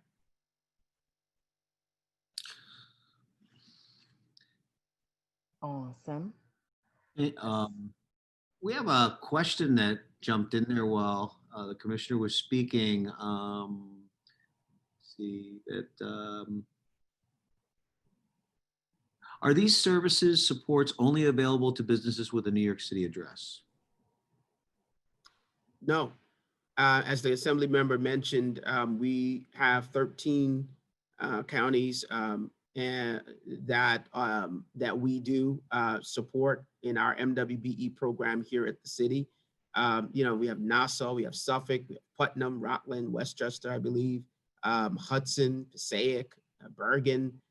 You know, so you know, you don't have to be in the 5 boroughs. However, you do have to have presence in the 5 boroughs or some sort of connection to doing business in the 5 boroughs, obviously, because we're in New York City. But you're not, for services that we provide to our certified firms, no, you can be a certified firm in any of those particular counties. It sounds like when you describe the streamlined process that, you know, compared to the way it used to be, is there more work to be done on that? For the city, because we always believe in efficiency and effectiveness and self-evaluation and assessment, we will always say that there's more work to be done. You know, but I would also, you know, caution that one of the things that we have to maintain is the integrity of the system, because we want to make sure that those who are supposed to be certified are certified and those who are not supposed to be certified are not certified, because ultimately we will not be able to get the efficacy of the program to actually stand the test of time, but also to actually complete the mission of what we're trying to do here. We're looking to correct historic discrimination to minorities and women when it comes to contracting and economic opportunity. If you think about the small businesses in the city of New York, we have, let's say, 240,000 small businesses with employees. 3.4 million people are employed by those small businesses. So the assembly member was correct when the federal program, at least initially, did not include what we would call community development financial institutions like True Fund and the like, Jamaica, Greater Jamaica, and others, Bach Capital and Axion, where I got my first business loan from, where I was denied from my actual big bank and had to go to get my loan from an Axion. So when you think about that, those are the resources that we need and to support those entities in order for us to be successful. So look, we're always looking to improve. We're always looking to do better, but certainly we've come a very, very long way. And with partners like we mentioned, because of the need of small businesses in the city of New York, in particular MWBEs, who, by the way, there's three things, there's sort of like I'll do this quickly. It's the three layers of challenges that small businesses and particularly minority businesses face. Number one, the first responders or the healthcare workers were coming from those communities, okay? So that's number one. Number two, the highest impact COVID communities were those same communities, right? And number three, the Black and brown businesses, the minority businesses in those areas were hit again. So you've got a multi-layered effect in those communities that has devastated communities when it comes to the economics, but not only economics, but health. And that's why there's a sense of urgency that city and state and even our private sector partners we are putting forth an anchor strategy that really works with the anchors, the big businesses, the financial institutions, the hospitals, the arts organizations and cultural organizations to hire locally. Okay, and so this is my plug for everybody. Please get off of those websites. Go to your local business, find an MWBE, find a local business, go to a local store and shop there. Shop small, shop local, buy local for the holidays. That's how we're going to sustain our businesses. Okay, so that's my plug. Buy local, shop small, buy from your local MWBEs and small businesses, and let's keep our city going. Thank you for that message, Commissioner. Yeah, we have about 3 minutes left. So this is our opportunity to get in those last minute questions. If anyone else in our audience has to ask at the moment. There are a ton of questions on the chat, and I think that a lot of them might be addressed by a small business services consultant. And so that's why I was asking Samantha or Kyana or anybody who's from SBS to post that contact information on the chat so that all those folks can get the individual assistance that they need. And I would like to just ask the assembly member if she has some final words for us. And then if you see anything, on the chat that we absolutely need to discuss after that, then we can put it out there. But I think that she will maybe take up the rest of the time. Not a bad way. All right, I'm muting. I just want to say again, thank you, Sitting State, Kyana, Ralph, and Commissioner Doris for allowing me to participate in this. Please note that we will put stuff on the chat. Anyone who needs information, we do have a website on the Assembly website. If you go to my Assembly website, Rodneyse Bichotte, and type in MWBE, we keep a list of all the resources that are available, and then you can click on the state, city, different agencies. And then also my office is certainly available for anyone who's undergoing an issue in terms of their certification. We typically like to inquire and see, why the person either was not approved or why is it taking so long. But we do encourage everyone to reach out to their local elected officials because I think they should kind of get engaged in terms of the economic aspects, needs and wants from our constituents. I've been serving like the whole state of New York. I have people from Buffalo, Rochester who calls my office. And we try to help as much as possible, but we do encourage to work with your local elected officials. Again, my name is Assembly Member Rodneyse Bichotte. I can be reached at 718-940-0428, 0428. And you can always go to my website. You just Google Rodneyse Bichotte, MWBE, and it will be my assembly website, and there's information there for you. Thank you so much for having me. Thank you, Council Member. That's really, really helpful. We appreciate that you joined us today. Everyone, we've reached our time limit. I want to thank everyone for joining us in this great discussion today on procurement. Again, I wish to say thank you to our sponsors, T-Mobile, CDW, Kostelanetz and Fink, Laborers Local 1010 LECET, as well as Leverage Assessments. Everyone, please follow up with our panelists. And again, I am Ralph Ortega, the Editor-in-Chief, Interim Editor-in-Chief of City and State New York. Thank you for attending our conference today. Thank you. Thank you.